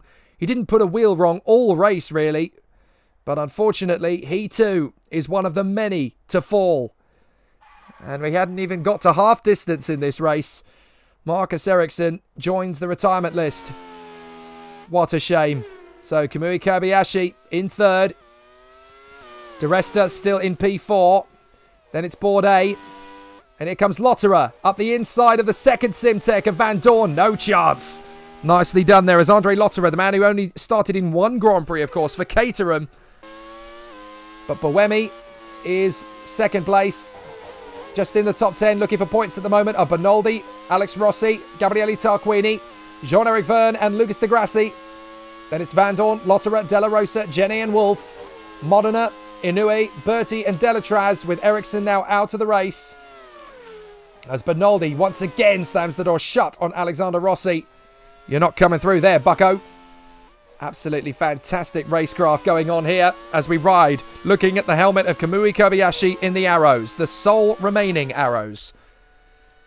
Very tough racing as Rossi up the inside as Bourdais in the Onyx nearly goes off there in the left-hander, heading into the second sector. Manages to keep the car together. But this is absolutely thrilling stuff here at Kyalami. If only we could bring Formula 1 racing back to the Kyalami circuit in South Africa. A much-missed venue, hasn't raced in Grand Prix since 1993, when Alain Prost took victory in the absolute deluge of the final 3 or 4 laps. I think only 7 cars finished in that race. We might get as many as that in this one. We might not. The attrition rates are very high here at Kyalami. We're on lap 29. And the race has just flown by. I can't believe we've been at this for 40 minutes already. It's absolutely terrific, the racing. So far, so good. And the racing is still very, very tight indeed. Brendan Hartley leads. Buemi in second place. Kobayashi third from De Resta, Bourdais. And here comes Rossi, attacking again! Still can't find a way past Bernaldi. Tarquini's still there in 8th in front of... that's got to be... Well, I thought that was one of the Onyxes, but it can't be. That's got to be Vern. Indeed it is. So that's Vern in the BAR. And then Lucas de Grassi is running well in 10th place. Here comes Rossi. Now surely can he get there on Bernaldi? Still he can't find a way past. This is absolutely destroying his race as well. And Van Dorn, careful, Stoffel. Oh, goodness me, under pressure. But managing to keep Andre Lotterer at bay. And Lotterer is a bit of a tiger. He's had a lot of success in the world of racing, Andre Lotterer. A Le Mans 24 Hours winner himself. And, of course, a champion in Formula Nippon in Japan. Doesn't quite seem right. He's only done one Formula 1 race. But here he is making the bid up the inside. Can Lotterer make the move? No. Van Dorn, again, former McLaren F1 driver for 2 seasons. Hangs on to it. Fabulously defended there by Stoffel Van Dorn. As Sebastian Buemi tries to put back what was done wrong earlier in the race when he dropped it in a very similar fashion to the way that Timo Glock did. But he's in 2nd. He's not let Brendan Hartley get too far away. There's still a good chance he's got to win this race. And we did say, didn't we, that pole position doesn't guarantee you a victory. Just ask Topher Smith. Both his boys were on the front row, Heidfeld and Glock. And unfortunately, neither of them saw the finish. So Hartley is leading. Buemi's 2nd. Kobayashi is 3rd. Here comes Marc Genet. So Marc Genet in the Minardi. The only remaining Minardi left in the race after Davidson's retirement with an engine problem. But this is high attrition racing. You never know who's going to get to the end. It's all about how the drivers look after their car. How the car is going to cope with the high temperatures. And of course the second round of the championship will see the cars head to the streets of Marrakesh in Morocco. Here comes Rossi up the inside. No chance of getting through there. Oh dear. Very tough battles so far. And again, Rossi just can't find a way past Enrique Bernaldi. I wonder if he feels a bit like David Coulthard at the moment. He spent an entire Monaco Grand Prix unable to get past Bernaldi. Here is Kamui Kobayashi, P3, looking for a podium. Team boss Emma Butterworth, not far behind the car of their chief rivals, the British American Racing, which is run by Tom Butterworth. I wonder who does the washing up, who wins or who loses. Brendan Hartley is your leader. And there's Buemi, just trying to stay with Brendan Hartley. The Kiwi driving a brilliant race. Buemi, a Formula E title winner in 2nd place. Still keeping the car fairly honest at the moment. Not getting himself into too much hot water. Just keeping it nicely together. Just want to say a massive thank you to all of those of them who support Downforce and have done so through the years. To Scale Extric, to Advanced Construction Scotland, to Clapham North MOT, to Trade Price Cars. Good luck in the British Touring Cars this year, boys. To Heel Tread out in Portugal. To iRacing, as Gabriele Tarquini nearly loses it. Also to Motorsport Days Live, Ben and Ben doing an absolutely fantastic job. Hopefully that exhibition will go ahead again in November at Silverstone. And of course to Paul Clark and all the team at Stopwatch Hospitality Suites down at Brands Hatch. Go and check out all of them, folks. Make sure you're following and subscribing to each of them for all sorts of great motorsport banter through the year. Whoa, Taki Inui looking very wide there through the right-hander. Nearly chucked it into the chicken house. Very close there for Taki Inui. But he manages to catch it. That was a scary moment. And the Japanese driver, welcome back to Grand Prix racing for the first time since 1995. 25 years Taki Inui has been out of the bidding. Well, this is absolutely fascinating. So there is Buemi being chased by Kobayashi, but also chasing Brendan Hartley. We're on board with Luciano Berti now. That's the Midland. Closing down on the BMS Scuderia Italia in front of us. That is Stefano Modena. Still a lot of very talented racers in this field, trying to make it to the end of the race, but we are approaching half distance, and here comes the move up the inside. Can we get past Modena? And I think we did. I think that was Berti in the Midland making the move. There is Alex Rossi. He's in 5th position now. So I think he's finally got the job done on Bernaldi. Yes, he has. So Alexander Rossi now finally in the top 5. Now it can't be too long before the pit stops are coming for our one-stoppers. They're going to go slightly further than half distance. but that means they will carry a lot of weight into the race. Now, Bourdais pits. Bourdais is in the pits. So this is an important stop for the Onyx. Ryan Ferris and the team. Just one car left in the race, of course, and in 4th place. This needs to be a good pit stop. And the car is down into about 12th, 13th, but they're playing the long game on this one. They only need one pit stop. It's a heavy fuel load, 10.8 seconds. That's about right for a heavy fuel load pit stop. So Bourdais back into the race as we ride on board with Jean-Denis Delatraz. Bless him, still going strong. At this rate, the 40s could grab a point just by staying in the game. So in through the race, continuing on. Lap 33 of 72. Hartley is your leader. Buemi second. Then Kobayashi, Rossi, Bernaldi. Then it's Tarquini in 6th from Verne, De Grassi, De Resta and Stoffel Van Dorn in the points. As Taki Inui gets out of the way of the leading drivers. That could have been very scary, but De Grassi just manages to get through in time. And then it's going to be De Resta, of course, trying to come through. So the leader, Brendan Hartley, has lapped everybody up to Marc Genet in 14th. There's De Grassi. Oh, and a spin! A spin! That's one of the Lolas! One of the Lolas gone around there. Now, who was that? I think that was Susie Wolf. I think that was Wolf going around. I want to get a look at that again. Let's see if we can have another look at the moment. It's De Resta! It's De Resta who spun it! But what a save! That is absolutely incredible. He could have ended up in the gravel, but he didn't. He manages to catch the car and bring it back into contention. That is a big save. And that's Marc Genet. Marc Genet has spun it now, but what a good recovery. So Genet continues, but he's there in 14th, just trying to bring the Minardi into the points. You can see that there's obviously some high pressure coming now from these drivers. And the mistakes are starting to creep in. They've got to be so careful. It's not an easy race circuit as Buemi comes around the outside of Susie Wolf to lap her. But look at the time that Hartley has lost in the traffic. Hartley has lost a lot of time in the traffic because there is Buemi less than a second back now. De Resta gets through on Tarquini, is that? Or is that Modena? I think that's Modena he's just lapped, in fact. Tarquini's still in front. As here comes Kamui Kobayashi, 3rd position. Stoffel Van Dorn now going wheel to wheel with Gabriele Tarquini. As Bourdais continues on his charge as well. Absolutely terrific racing here at Kyalami. And the competition just continues to intensify. Still heating up. Brendan Hartley, your leader. Sebastian Buemi in 2nd. Kobayashi 3rd from Rossi, Bernaldi.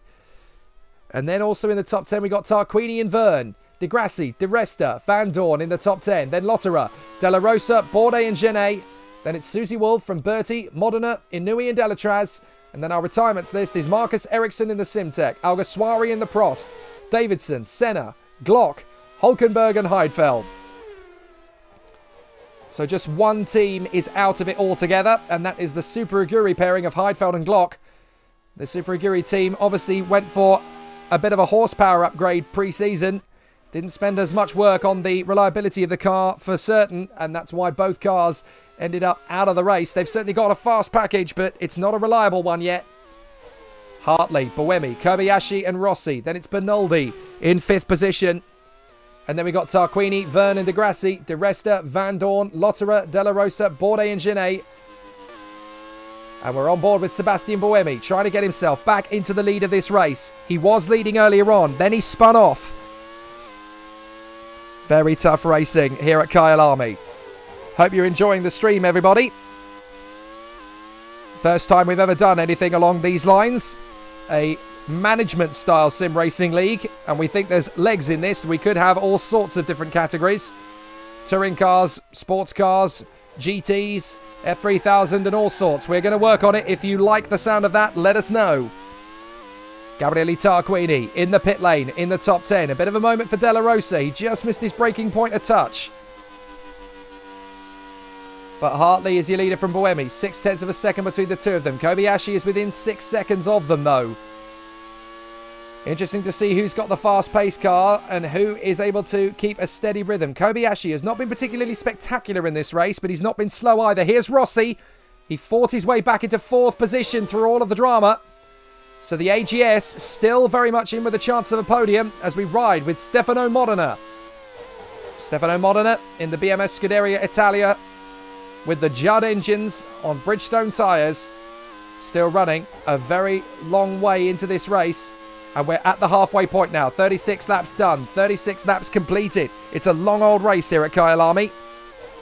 And Lottere's out. Lottere's out of the race. What happened to Lottere? He was in the points. That's one of the AGSs now gone. Transmission failure for Andre Lottere. That is devastating bad luck. And Phil Kinch will be absolutely sick to the stomach with that. So Lottere is out. And Bourdais, nearly in the points, looking to join him if he's not careful. He just locked up big style. So unfortunately, Andre Lottere joins the list of retirements. And that's gone terribly wrong for Andre Lottere. But Hartley and Buemi are now separated by only 0.4 of a second. Buemi's pushing. He wants to get the lead. Here he is, right in behind Brendan Hartley. He wants to take the lead as Susie Wolf overshoots and into the gravel.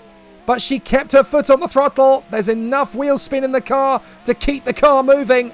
That was well handled by Susie Wolf, and she hasn't got any damage to that car by the look of it either. So that was well held by Susie Wolf. So she gets back into the race without damage. And that's the crucial bit of this race. You've just got to keep going because there are so many cars dropping out. You never know who's going to make it to the end. So Hartley, Buemi, Kobayashi. Here's Bertie. And he's battling with his teammate there, Bernaldi. Delatraz just chopped across the nose of Bernaldi as Buemi pits from the lead. Buemi pits from the lead.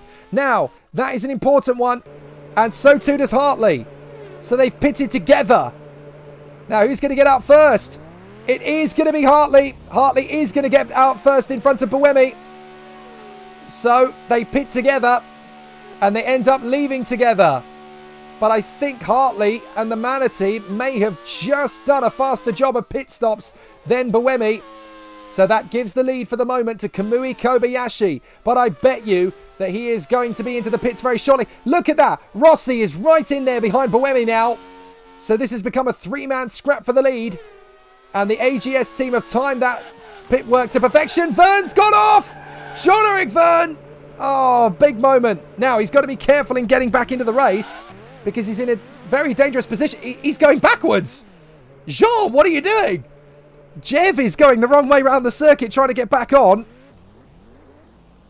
He's in an awkward position and unfortunately he can't really steer the car in a decent position. Now he manages to get the car facing the right way, but, well, scary moment. And unfortunately he drops it while in 5th position. So Brendan Hartley continues on his way as Kobayashi pits.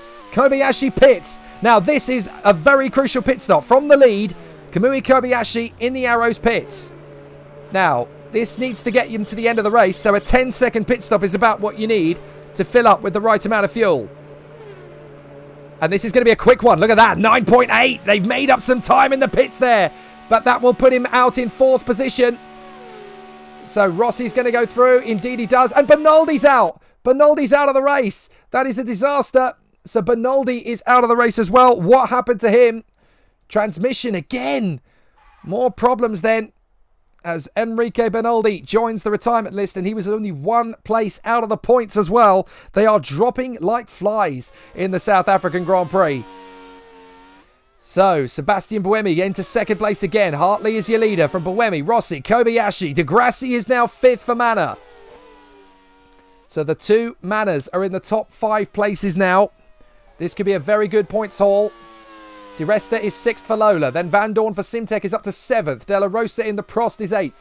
Bourdais in the Onyx is 9th. And Verne in the 2nd BAR is in 10th position. Then it's Tarquini from Jenny, Wolf, Bertie, Inui, Modena and Delatraz.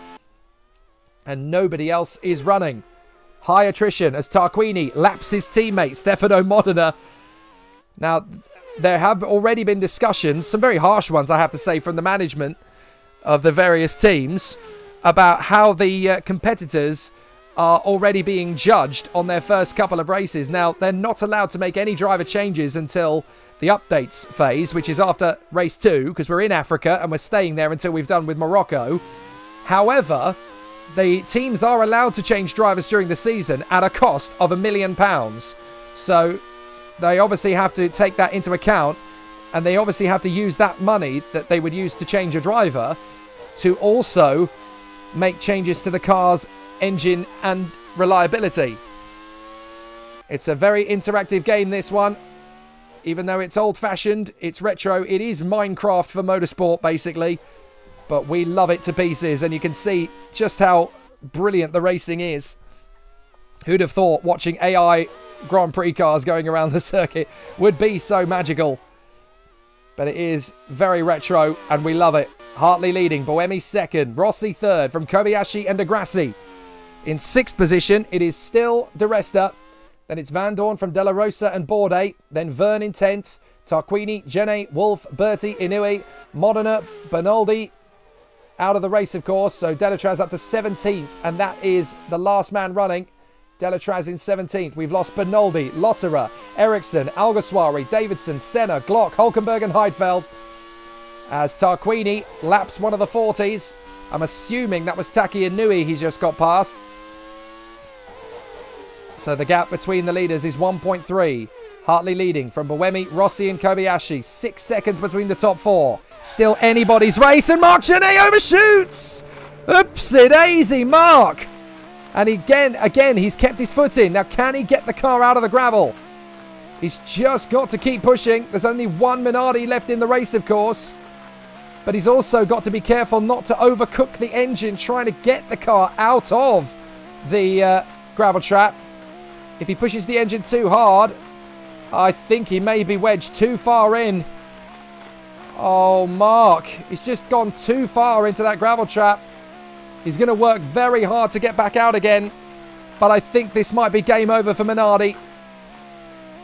If they spend too long in there, then the engine is going to overheat and die. He's got to be so careful, Marc Genet. Oh, I think this is borderline. Yeah, I'm not sure. I think it might be game over for Marc Genet. Or he's going to try again. He comes off the throttle, gets back onto it again. He's so close there. And I think he's just going to get some grip. He's got to wait, though, because there's another car coming through. But is he going to be able to rejoin? Marc Genet makes the mother of all comebacks. He has got back into the race. The entire pit crew breathes a sigh of relief there for Marc Genet. Meanwhile, Alex Rossi is absolutely eating at the gap of the two cars in front of him. And that's because he's on a light fuel load. He is closing up on Hartley and Buemi. He's got to make one more stop. But when is he going to be making that pit stop? Well, anytime soon. So they're going for the long game here. So Rossi is going to be making his second and final pit stop imminently. Brendan Hartley and Sebastian Buemi still leading. 1 second between them. And the long one-stop strategy does seem to be the right call rather than the two-stopper. But it's all down to reliability. Rossi is the only one semi-competitive from the two-stoppers.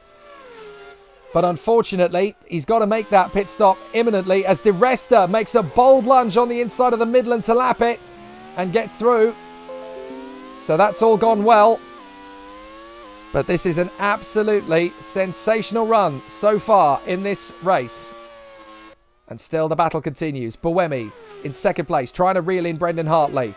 Rossi has got the gap down big style. It's down to, well, it's around 4 seconds at the moment. But he's got to make another pit stop. Kobayashi in third, Degrassi in fourth. Now, it'll be interesting to see whether they split the strategies with Degrassi and Hartley. Yes, they did. So Degrassi is going to have a different pit stop. Oh, that's Van Dorn! Van Dorn in trouble! Van Dorn out of the race with an engine problem. Oh, it's over for Simtech. It's game over.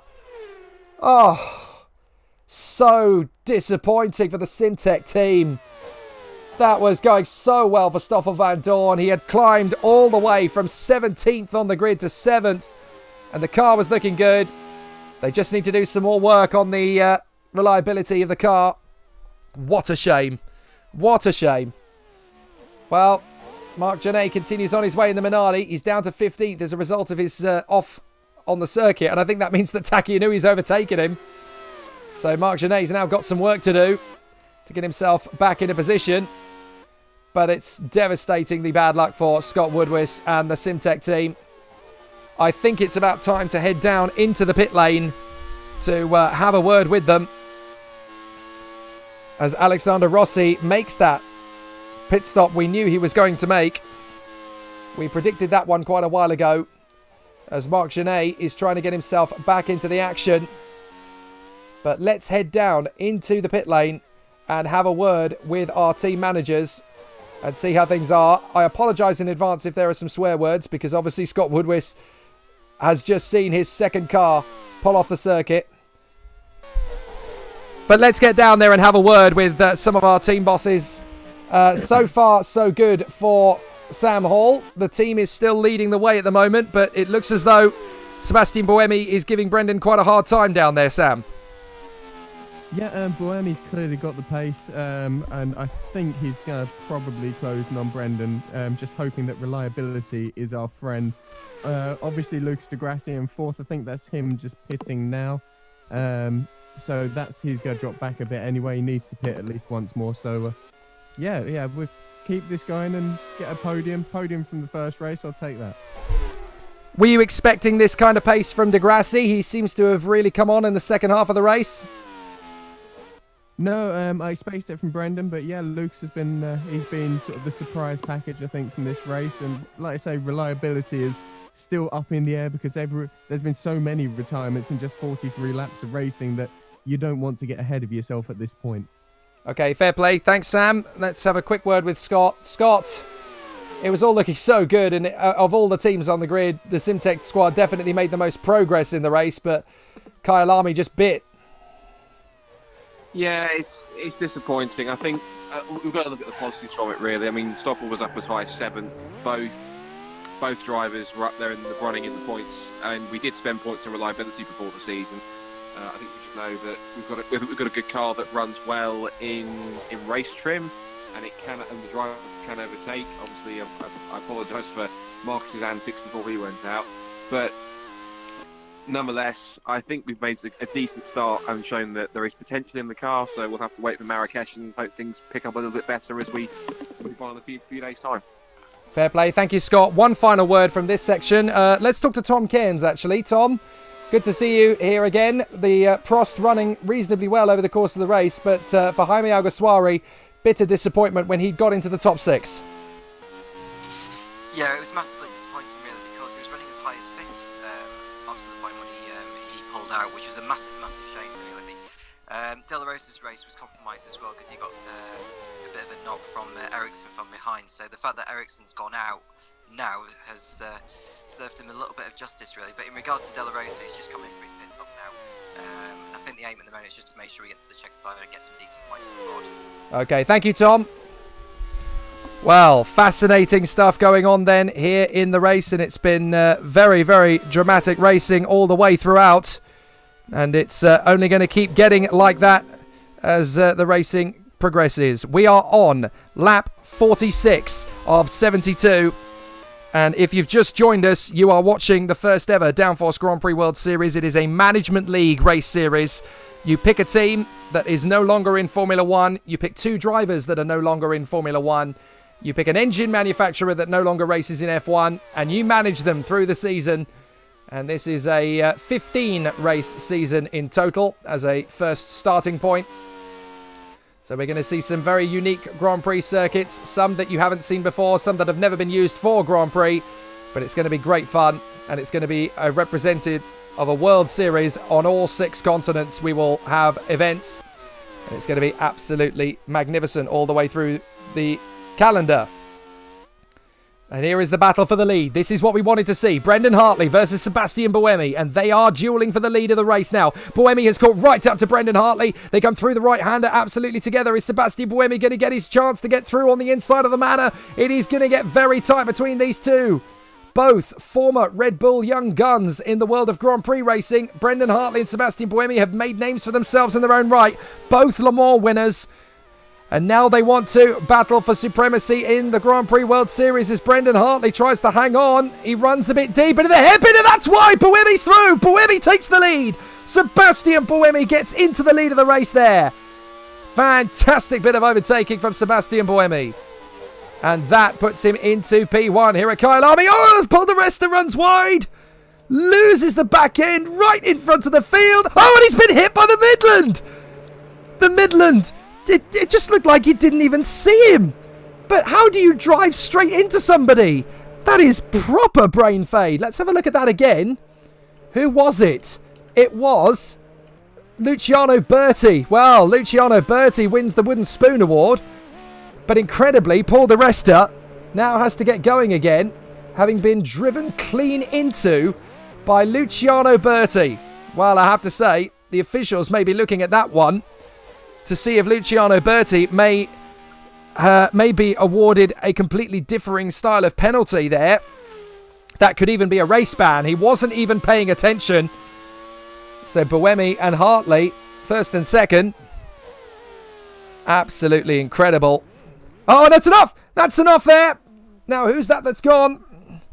That is a big mistake.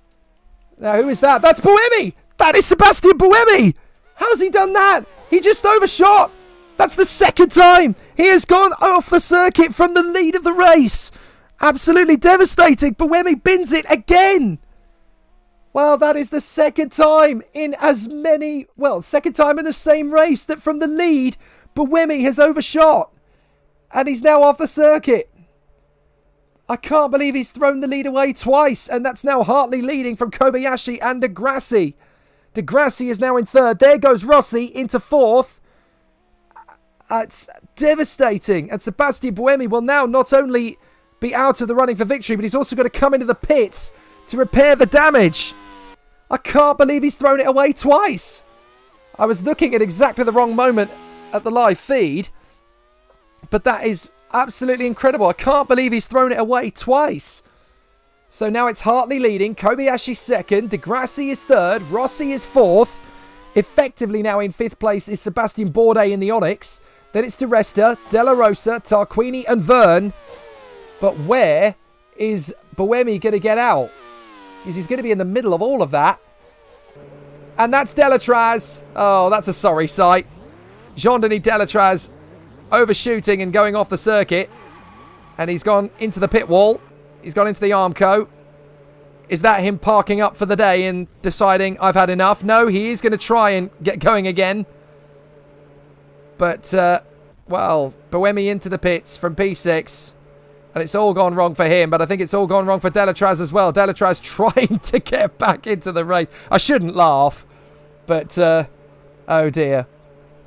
Jean-Denis Delatraz, he's gone in quite a long way there. Yep, unfortunately the marshals are coming to help, and Jean-Denis Delatraz finally has had enough on his first outing back. So that means now that the Manners are first and third.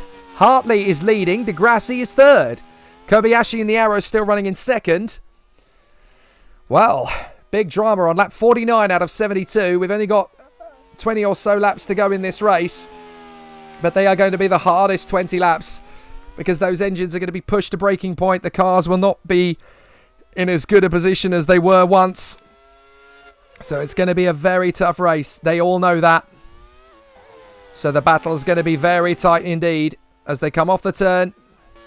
Kamui Kobayashi in second place, chasing down the other 40 of Taki Inui. So pretty much the majority of the field now have one car in and one car out. Oh, and that's somebody in trouble. Who's that up in front? In trouble. That's Hartley! That's the race leader! Hartley in trouble! Oh my goodness! First Buemi and now Hartley! The race leader! The engine has gone and he's out. Oh, we spoke too soon. Brendan Hartley was looking good for the victory. But the engine has gone, and now Tarquini's gone off. Is he in trouble now? Yes, Tarquini is out. They're dropping like flies. And now it means Kobayashi is your leader, Di Grassi second, and Rossi in third. Oh my goodness, Tarquini out, and now so too Brendan Hartley. I was about to say that pretty much everybody except for 3 teams have now got one car in and one car out.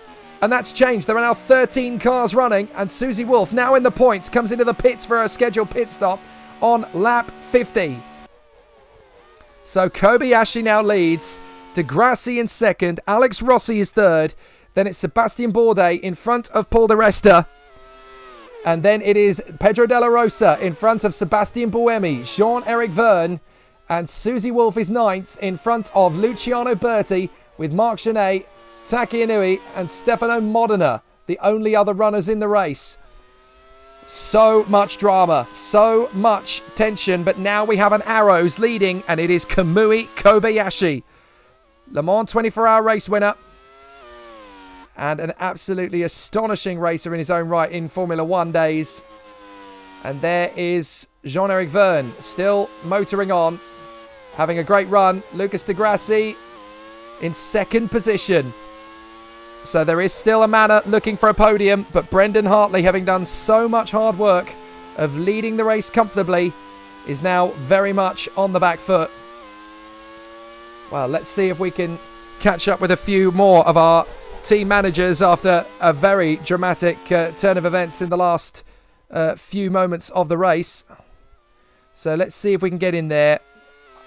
I'm going to have a word with a couple of our team managers. They'll probably be chatting away. Let's see if we can grab a word with Phil Kinch on the pit wall for AGS. Phil, so far so good. Third position for Alex Rossi. That is better than you could have expected under the circumstances. Yes, I'm very happy with Alex's performance so far. Despite the pit stop strategy, which I think we need to look at for the next race, and really pushed hard, he's been able to keep himself up as a podium contender. I'm really happy with Alex. Well, he's in P2 now thanks to Di Grassi's pit stop, so is there a good chance now of a victory? Do you think that if anything happens to the Arrows, you guys have got the package to keep it going? I think he's proven so far that he can fight up with the rest of them. He's been, like I say, staying on the podium position, so I have no qualms on this. Alex has full support, and yeah, we're going to go for the race win if we get the chance.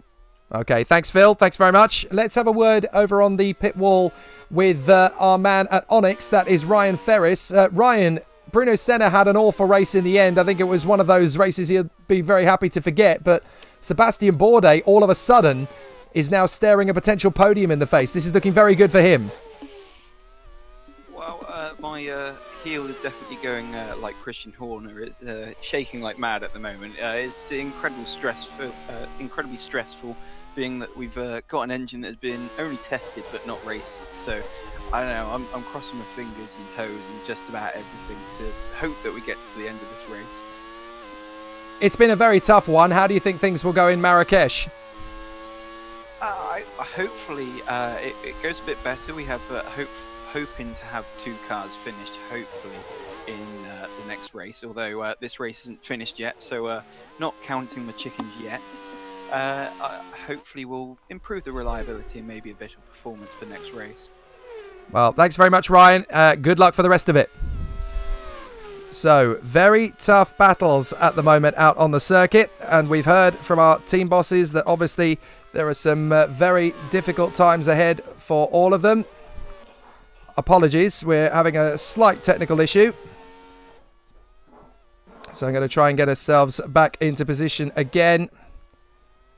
There, we had a slight technical glitch there, I do apologise. But we are back into the action here at Kyalami. And we are now very deep into this race. Lap 53 of 72. 20 laps to go. So I think we might leave the team managers on the pit wall to sweat it out for the remaining laps of this race. Taki Inui still going well in the 40. Now in 12th position as a result of so many others dropping out. And there's a good chance that he might even score a point for 40. And that has never happened before.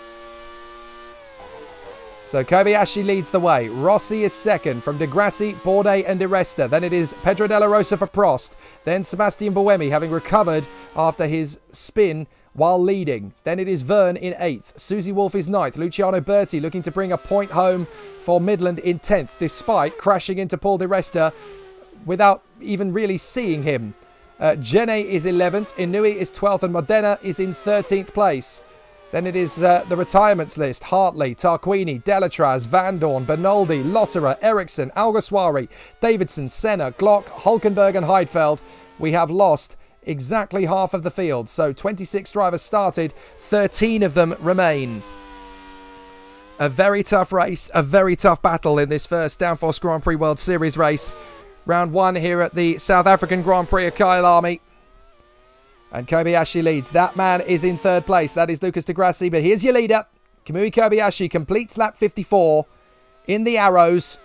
And he's doing an absolutely fantastic job. They've come close a few times to winning a Grand Prix. The closest was 1997 at the Hungaroring when Damon Hill in the Arrows not only overtook and dominated running away from Michael Schumacher's Ferrari, but led until the final lap when all sorts of technical problems cost him a victory, and he eventually lost out to Lucas de Grassi. Lucas de Grassi, I'm just looking at him there. He lost out to Jacques Villeneuve, of course. Jacques Villeneuve winning the race on that occasion. Damon Hill only 10 seconds behind him, but still 10 seconds behind the victory. They could win today. They could finally get their first win in Grand Prix racing. All of these teams, of course, have never won in Grand Prix, so whoever does, it will be their first ever victory in Grand Prix racing. As Alex Rossi laps the 40 of Taki Inui. Rossi in second place for AGS. Third position for the Manor of Lucas de Grassi. Fourth is Bourdais in the Onyx. Fifth is the Lola of Paul di Resta. They have never been as high as fifth. They never even raced. They tried to in 97, a year ahead of schedule. They were 14 seconds off the pace in qualifying at Melbourne, and the race later, MasterCard didn't pay checks, so the team went under. However, now the team is back with Paul di Resta and Susie Wolf, managed by the Baccinis, Kai and Daniel. And what an absolutely fantastic battle they are having at the moment. Here's the Prost trying to come back through. This is Della Rosa on the fight back, trying to get past Paul di Resta in the Lola. And this is for P5. This is a top 5 finish in the first ever race in the Downforce Grand Prix World Series. Back on board with Rossi in the AGS. Going well through that first couple of fast sweepers of the lap. And only 17 seconds back from Kamui Kobayashi. But that amazing battle that we had between Brendan Hartley and Sebastian Buemi, now ancient history in this South African Grand Prix. Buemi after a spin, Brendan Hartley with an engine failure. And we're on lap 56 of 72. 17 laps to go. This is so difficult, this part of the race now, because this is when every little noise becomes cacophonic. Di Resta all over the back of... that's Della Rosa all over the back of Di Resta, I should say. As we ride on board again with Kobayashi. This race is becoming very reminiscent of the Australian Grand Prix of 1995, when every time somebody got up to the top 3, this is a very big one. I've just had a team offer, would you believe, from another one of our Downforce alumni. Dan Blake has said, if any slots open up, I want to be in.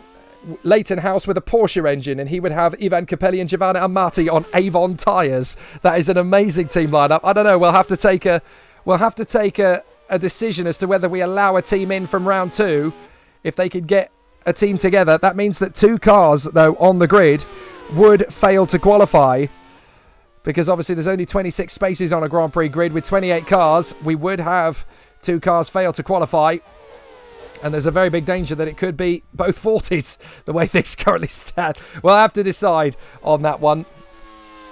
But great to hear that Dan Blake is interested in putting a team together. There will be all sorts of opportunities to run teams for all those of you watching.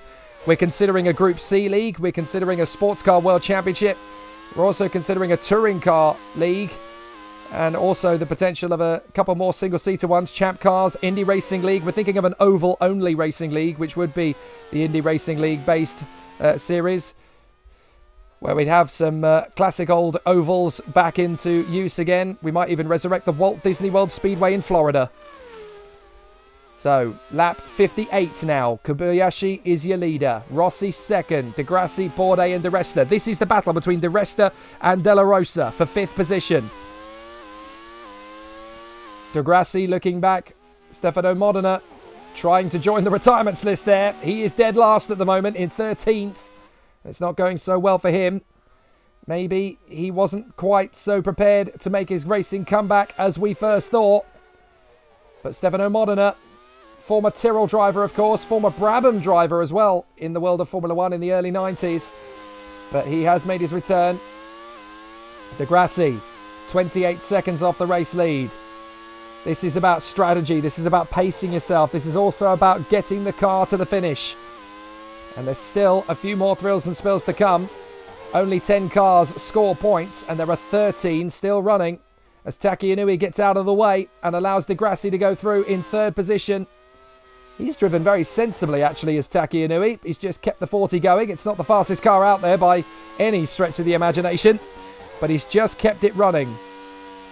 So Kobayashi out of the final turn. Jean-Eric Verne missing his braking point there. It sounded like he had a bit of a gear issue as well. I hope he's not got transmission problems developing in that BAR, because one of them's already had a race-leading moment fall away. But Buemi is still racing. In fact, he is the car in front of Verne. And the BARs are the last ones to be lapped. The last ones not to be lapped, I should say. And Rossi is in the pit. Now, is that scheduled? Has he already had his second pit stop? I think he has. So I think there's an issue with Rossi. Did they have a problem at the pit stop? So Rossi, I was expecting him to go all the way to the end on that, but maybe they had an issue with the fuel. So Rossi in for the third time, that is. I'm fairly sure that's the third time anyway, and he's out on the circuit again in 7th place. So they must have had some kind of an issue, but that means that Sebastian Bourdais is up into 3rd position. Kamui Kobayashi, whoa, a bit of a moment there for the Alfa Romeo engine. It looked a little bit sick at the moment, but so far, no issues for Kobayashi. Let's look at the fuel loads as we go through the field. So this is on board on the helmet cam with Kamui Kobayashi. 17 fuel laps remaining, and he's only got 13 laps to go. So all is looking good for Kamui Kobayashi. Susie Wolf's going to go the distance. So is De Grassi, Inui, Bourdais, Di Resta, Della Rosa, Buemi, Rossi and Berti, as well as Jean-Eric Verne and Stefano Modena, Marc Genet. So all of them have now got enough fuel to get to the end of the race. So if they pit in, there's a problem. Oh, Di Resta struggling. That's Della Rosa in 5th place behind him. And right in behind, that's Buemi. So this is the 3-car battle for 4th position now. Di Resta, Della Rosa and Buemi. And this is going to be quite the battle. Rossi's in there behind them as well. So Rossi has rejoined directly behind this hat-trick. So Kobayashi leads. Di Grassi now back to 2nd. Bourdais in 3rd in the Onyx. And then we've got Di Resta, Della Rosa and Buemi fighting for 4th with Alex Rossi waiting in the wings. This is an absolutely thrilling race. Here's Di Resta. Up on the inside comes Della Rosa. No chance. Brilliant bit of driving from Di Resta to hold him off. But now Buemi's going to want a piece of Della Rosa as well, as we ride on board with Kamui Kobayashi. Looking back at the rear of the car. Still going well as he completes lap 60. 12 to go. Di Grassi in 2nd place. This is going to be a very tough battle to the end of this one. And this is where the engines and the cars are being pushed to their absolute limits. We've already had some big failures for a couple of the teams. As they head to Marrakesh, it's going to be interesting who's going to survive there. It's a very different racetrack, a street track, of course, Marrakesh. So they will find it very tough going. It's not the same kind of racetrack at all. And it's also a circuit where drivers have been known to make a lot of mistakes. It's very dusty. So Kobayashi, Di Grassi, Bourdais, Di Resta, Della Rosa. And then it is Buemi and Rossi. But this man, Sebastian Bourdais, is looking for something he never quite achieved in Formula One. A podium. People argue he could easily have got one at the Italian Grand Prix at Monza in 2008 had his car had started on the same lap as everybody else. Susie Wolf running well in 9th place on her debut. It looks like it could be double points for Lola. And that's very good news for them. So their good fortune is definitely going to help them out. Kobayashi, Di Grassi, Bourdais, Di Resta and Della Rosa in the top 5. Here comes Kobayashi, completing lap 61. 11 to go. I can't believe we've been at this for 90 minutes already. It's just flown by. Terrific racing at an absolutely stellar motorsport event. When there's not much going on in the world of the outbreak of COVID-19, this is great motorsport, great race action. And for fans of Minecraft, this is your motorsport universe. Jeff Crammond's Grand Prix 2, released back in 1995. And it still has relevance 25 years after its release. Great to see. We are retro. We are nerds. We love it. Kobayashi leads by 26.3 seconds to Lucas Di Grassi in 2nd in the Manor. Then it is Bourdais in 3rd. There he is in the Onyx. Then it's Della Rosa, Di Resta and Buemi. 7th place is Alexander Rossi. Di Resta in P5 actually. So Della Rosa's got through into P4. So Della Rosa has made the move for 4th place. And here comes the BAR. of Buemi, and Rossi has caught them up now as well. So Di Resta causing all sorts of problems, holding them up. De La Rosa's made the move. But is Di Resta going to be able to hang on to 5th position? Bourdais is there up the road. He's not that far in front of De La Rosa, actually. So the Prost, with the Ford engine, is pushing hard to close up on Bourdais. And there's the move up at the inside. Buemi's going to go up the inside of Di Resta, and he's made it. He's made it stick. So that is the move. Buemi into P5. So the BAR comes back into the top 5. It's led twice, but it doesn't look like it's going to lead today again. We now have 10 laps to go. Kobayashi leads by 26 seconds to this man. Brazil's Lucas Di Grassi, a Formula E title winner. Bourdais is 3rd. De La Rosa 4th from Buemi. Here's Taki Inui. Now he's about to be lapped by Bourdais, and here comes the cavalry further back in the pack. Now Inui is hoping that a couple more drivers up the road pull off, because 40 might just get a point out of this as Bourdais goes through and laps Taki Inui. No major catastrophes there. But Kobayashi leads. Di Grassi is nearly half a minute back. Bourdais is another 17 seconds behind. Then De La Rosa, Buemi, Di Resta and Rossi. A lot of talented racers in this field. Never got the chance to show what they could really do in Grand Prix racing. Here comes De La Rosa lapping Inui. And he has got a chance here on Bourdais. He is catching. Marc Genet just one place away from the points now, the Minardi. So he might just get one more point from this race. It's definitely not unheard of for cars to drop out in the closing stages of these races. It just depends on how hard the drivers work. Kobayashi has lost a bit of ground to Di Grassi, who is catching, but it's not fast enough. De La Rosa's stopping!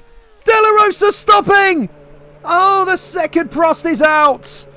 And what's the reason? Transmission problems, more gearbox problems then for De La Rosa and the Prost team. And it's game over. Devastating for Pedro De La Rosa. He was on a charge. He was up to 4th. And he was gunning for 3rd, but it's all over. Prost are out. They join Simtek and Super Aguri on the sidelines. A double retirement. And that is devastatingly bad luck. Well, Kobayashi still leads Di Grassi, but Bourdais is now in 3rd still, but it's Buemi who's now catching him. Rossi in 5th place now. He's got past Di Resta's Lola. So that elevates a few more drivers up. What that means is that Di Resta's 6th. Verne is now 7th. 8th is going to be Susie Wolf. 9th is going to be Bertie. And 10th is going to be Marc Genet. With Taki Inui in 11th and Stefano Modena in 13th. With both drivers still with a chance to score a point. You never know. Absolutely fascinating. So Bourdais is in 3rd place in the Onyx, chasing down Lucas Di Grassi. There's about 19 seconds between them. Di Grassi is pulling away from Bourdais and catching Kobayashi, but I don't think he's going to catch him before this race is run. We're on lap 65 out of 72. 8 laps to go. And I think Kobayashi's lead of 25 seconds is not going to be beaten. So Arrows look like they're going to get their first Grand Prix win from Di Grassi in 2nd in the Manor. Sebastian Bourdais 3rd in the Onyx, and that will equal their best ever finish in a Grand Prix. Buemi 4th, Rossi in 5th, 6th position for Di Resta.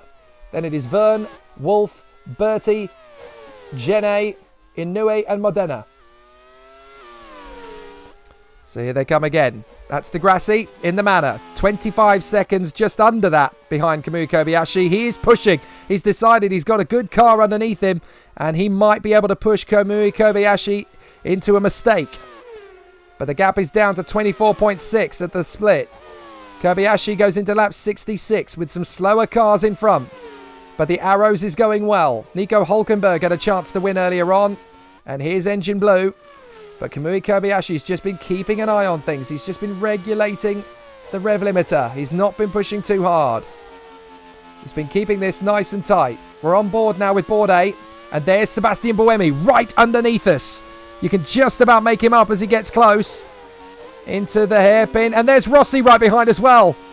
Bourdais, Buemi and Rossi battling for the final place on the podium. And it could go to any one of the three of them. So, thanks to other people's misdemeanors, all three drivers now with a chance of a podium finish. And this could go all the way to the finish line. Very exciting stuff.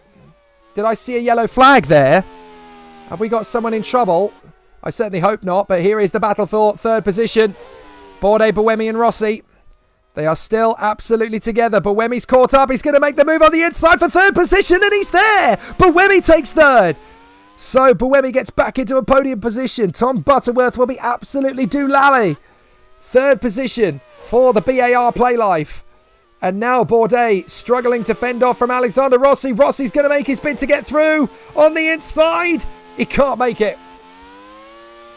But Buemi is through into third position. Now watch as he drops Bourdais. He's going to disappear further up the road and hold on to that third place. 6 laps to go. In through the right-hander. Back on the power. 24 seconds is now the gap between Kobayashi and Di Grassi. Just under that, in fact, 23.9. So Kobayashi is just taking his foot off the gas a little bit. He doesn't have to push this. He just needs to coax it home. He's got a decent gap. He's going to get underneath Stefano Modena to lap him. And it's going so well. Kobayashi leads. Di Grassi second. Buemi third and Bourdais fourth. From Rossi in fifth position now. Sixth is Di Resta. Then it's Verne, Wolf, Bertie and Genet. And the last two in are... Oh, that's Di Grassi! Di Grassi spins out a second. Now, can he keep it going? Well saved from Lucas Di Grassi. He retains his second position. Goodness me, that was a scary moment. He was pushing so hard trying to catch up to Kobayashi that he just pushed too hard. Well, that was something special there from Di Grassi. He manages to save the car. And he only loses about 5 seconds. Rossi making the bid up the inside of Bourdais for fourth position. And again, Bourdais resists. So again, Rossi can't quite get through as Buemi starts to pull away. So Buemi is third. 44 seconds away from Kobayashi in the lead. But he had 2 opportunities in this race to take the victory. And he's thrown both of them away at various points in this race. Lucas Di Grassi, the luckiest man in South Africa. He lost 5 seconds, but he could have lost a lot more than that. And he remains in second place. So, Lucas Di Grassi, a slight error in judgment, but he holds second position here in the Grand Prix of South Africa at Kyalami, the first round of the Downforce Grand Prix World Series. Still doing a fine job. Buemi is third in the BAR. Still running well, trying to close up on Kobayashi and Di Grassi. Bourdais is fourth. Rossi is fifth. And in sixth position, that is going to be Paul Di Resta in the Lola. Then it's Jean-Eric Verne in the second BAR. Susie Wolf in the second Lola. Luciano Berti in the Midland. And Marc Genet in the Minardi in 10th position. They're looking good for a point. Inouye and Modena, 11th and 12th. So it's a very tough battle at the moment. So many big names have fallen. But this is going to be a fabulous, fabulous day for Kamui Kobayashi and the Arrows team if they can just keep it together for the remaining 4 laps. Di Grassi is second. Buemi is third. Bourdais is fourth from Alexander Rossi in the AGS. And Rossi is trying to get into fourth position. There's your leader, Kamui Kobayashi, the Japanese driver. He's had an absolutely brilliant run here at Kyalami. He's just keeping it together. He doesn't need to push too hard. He doesn't even need to lap Marc Genet in the Minardi, really. Marc Genet in 10th position, looking good for the final point at the moment. But if one more car drops out in the top 10, then a 40 will get its first point. Taki Inouye is in 11th position. Sebastian Buemi running third. Trying to get back on terms with Di Grassi. He led twice in this race, Buemi. Dropped it on 2 occasions. So a very tough race. But that's the way that it goes in Grand Prix racing. Kobayashi, Di Grassi, Buemi, Bourdais and Rossi. This is a very exciting end to this race. 3 laps to go. Di Grassi locks up. He is struggling to get that car home. I wonder if he did some damage when he went off there, you know. So there might be a slight issue developing with the Manor, but he's just got to bring it home. He's got 3 laps remaining of the Kyalami circuit to bring it home. And he's 28 seconds behind Kobayashi. He is still catching up. Di Resta's off! Di Resta's off! Right at the bitter end. Now, what's happened there? Oh, it looks as though he's just overshot. He overshot at the final turn. And so Di Resta, unfortunately, just dropping it while in P6. And I think he's lost the place to Jean-Eric Verne. So Verne has indeed gone through. And that is a big error for Paul di Resta. He's lost the place down to P7. And his teammate Susie Wolf is in 8th. So it looks as though the Lolas will be 7th and 8th. As Mark Genet gets out of the way and lets Kamui Kobayashi through. The Arrows driver is there in position. Luciano Berti in the Midland, nearly losing it in 9th position. But there's going to be some discussion afterwards about Luciano Berti's antics, of course. He ended up smashing into Paul di Resta. But he did come off worse. So he did have more damage than di Resta did. So maybe, I guess it's one of those racing incidents where the punishment fits the crime. Because he took damage, di Resta did not. But it's still a baffling incident. But we are on lap 70 of 72. Scrub that. We're on lap 71 of 72. We're on the penultimate lap. And it looks good for the Arrows team to take, finally, their first win in Grand Prix racing. They've come close a fair few times.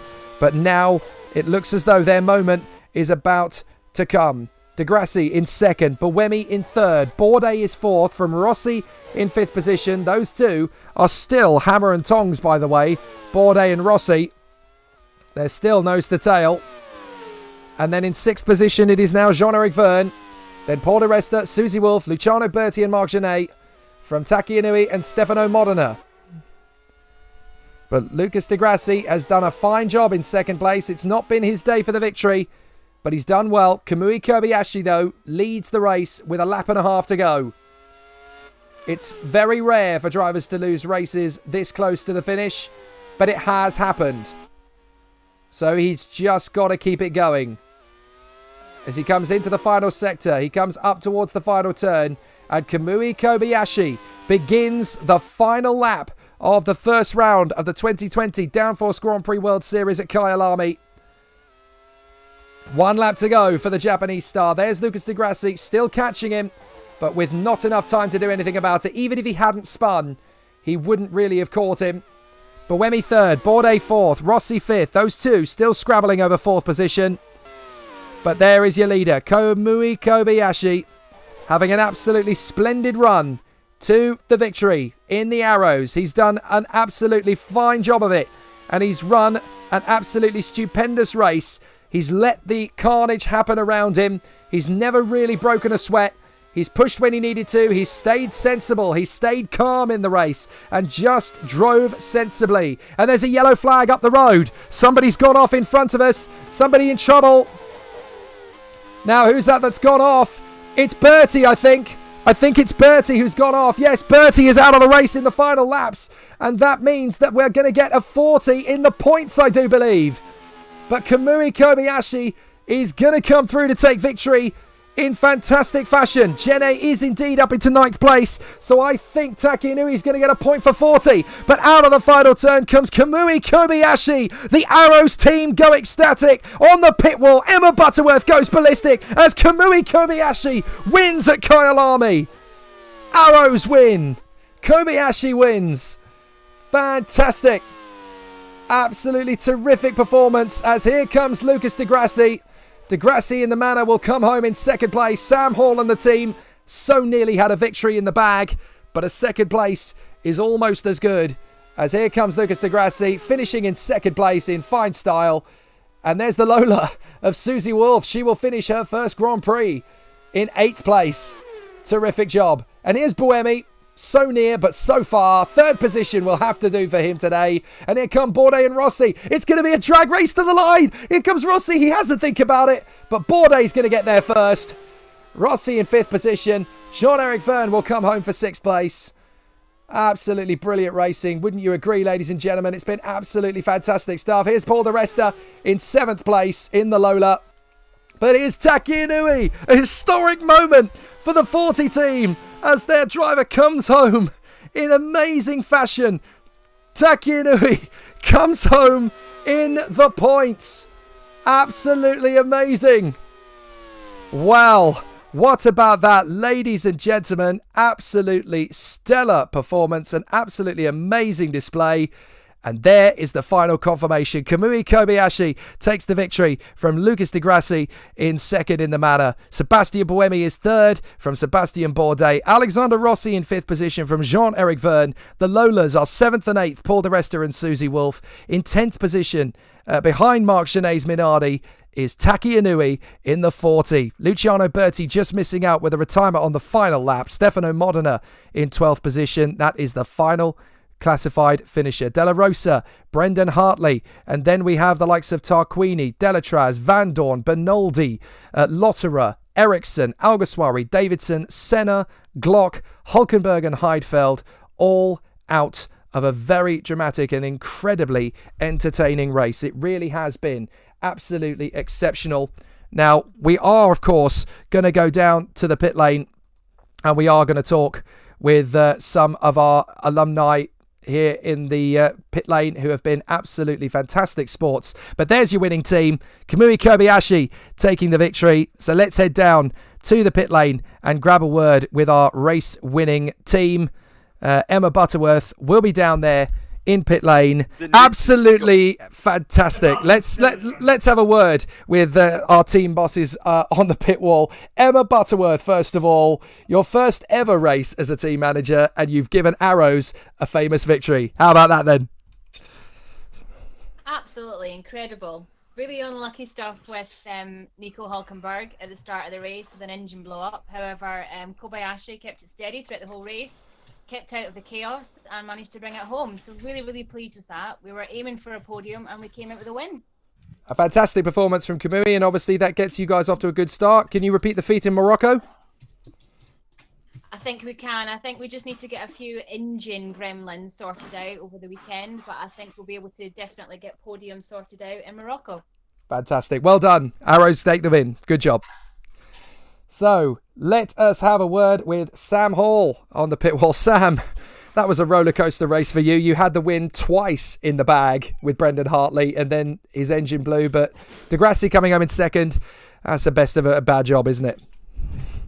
Yeah, I mean, we said that Di Grassi starting P13, if he could get any points, it was going to be a good result. Obviously, Brendan was unlucky with, I think it was just an oil leak. But yeah, with Lucas getting second, that was more than we could have hoped for with that car.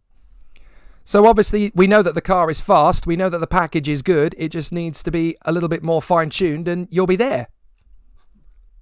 Yeah, like I say, it was just a small oil leak. I mean, even Lucas got away with having a spin. He was 20-odd seconds clear of third place. So we know the pace is there. And yeah, we'll take it to Arrows in Marrakesh. Fantastic. Great job, Sam. Let's have a word with Ryan Ferris of Team Onyx. Ryan, a fantastic battle right to the end of the race there with Sebastian Bourdais, and he brought it home in fourth place. A brilliant result. Yes, I'm absolutely sweating buckets from that. It was at 10. I don't know how Bourdais managed to hold on as many laps as he did in front of Rossi. In fact, we were in the podium position for quite some time. So I am absolutely amazed with this finish and the fact that the engine that hasn't even raced has held up for us in one of the cars. Fantastic stuff. I've noticed that next to you is Phil Kinch. You guys have already had an early friendly rivalry. Phil, the AGS strategy, it was quite an aggressive strategy you guys pulled, but Rossi definitely had the speed towards the end. Could have had a podium in the end there. Yeah, I'm really happy with the performance from Rossi. I'm still quite concerned as to why the extra stop took place, but I'll be honest, same as Ryan, absolute nail biting to the finish. As he was pushing Bourdais really hard. Really pleased with the car's performance. Really looking forward to Morocco. I think all we need to do is just look at Lotterer's car and find out why his retirement took place, and just make sure we're a bit sharp on the strategy for next time out. Sounds good to me. Well, we'll catch up with both of you, Ryan Ferris, team boss of Onyx, and Phil Kinch, team boss of AGS, on Monday night in Morocco. Thanks very much, gentlemen. Two more to speak to before the end. Let's speak to the Minardi team boss, Alex Goldschmidt. Alex, that was a tough race, it has to be said, but it just proves that, you know, Mark Genet, despite his moment where he spent a good 45 seconds in the gravel at one point, but you just never give up and you'll get a couple of points. Definitely. I think, Anthony, I think pushed a bit too hard. We did say to go for it, but just be sensible. And, Anthony's going to learn from this and take it into Marrakesh with a good heart. But yeah, Mark, the veteran that he is, my godfathers, my hands were filled with my forehead, sweating buckets, thinking, please don't blow. Please don't blow. And luckily enough, with the investment, obviously we knew that coming into the season that the Lamborghinis were a little bit unreliable last year, but coming into this, we thought, put a little bit of horsepower in it. Okay, we know that we've worked on the reliability. I'm going to work on that a little bit more, but I think just keep the power as it is, and just we survived, which was the biggest thing. And Mark's got a couple of points on the board, and we're really happy about that. So gives the team a good feeling going into Marrakesh. Good job, mate. Points for Minardi. Very good start to the season. Yes. Let's have one final word, and it's with the boss of Shannon 40, Dave Goddard. Dave, it's the 4th race in these colours, and finally, Taki Inui, after a 25-year wait, has scored a point for 40. How about that? Well, if you'd have said before that race we were going to score points, I would not have believed you. I think a finish would have been tantamount to victory for me in that race. It's a very underdeveloped car, a completely new engine design. They didn't think it was going to make it to the start of the race, to be perfectly honest. My engine man, Ernesto Vita. But it's absolutely sensational. And Taki absolutely loved every second of that. Shame about Jean Denis. He, I think, broke his steering over the curves. That's why he went off to check that car ahead of the second race in Marrakesh. This is a massive boost to the Shannon group as well, and also to GP Reject, who are big supporters of the team as well. Well done, everyone. Fantastic. Great performance, and 40 get a point. Well done, Dave Goddard. Well, that is it, ladies and gentlemen. We hope you've enjoyed the great race action that we've had here at Kyalami, the Downforce Grand Prix World Series. We've obviously had a very adventurous and very exciting opening race of the season, and we've seen some truly exceptional motor racing from our various competitors. Don't forget, of course, that we are going to be back in action again on Monday night when the racing heads to Marrakesh in Morocco on the streets. It's going to be a very difficult race for everybody, but the first race here has been completed. You'll be delighted to hear if you're an Orange Arrows fan, or certainly if you're a Verstappen fan, because he was one of their many drivers. The victory in the end, heading to Arrows Grand Prix International, and Kamui Kobayashi, he wins in Kyalami. Who's going to get the job done at Marrakesh on Monday night? We will find out. I'm Jake Sanson from the Downforce Grand Prix World Series. Good night for now.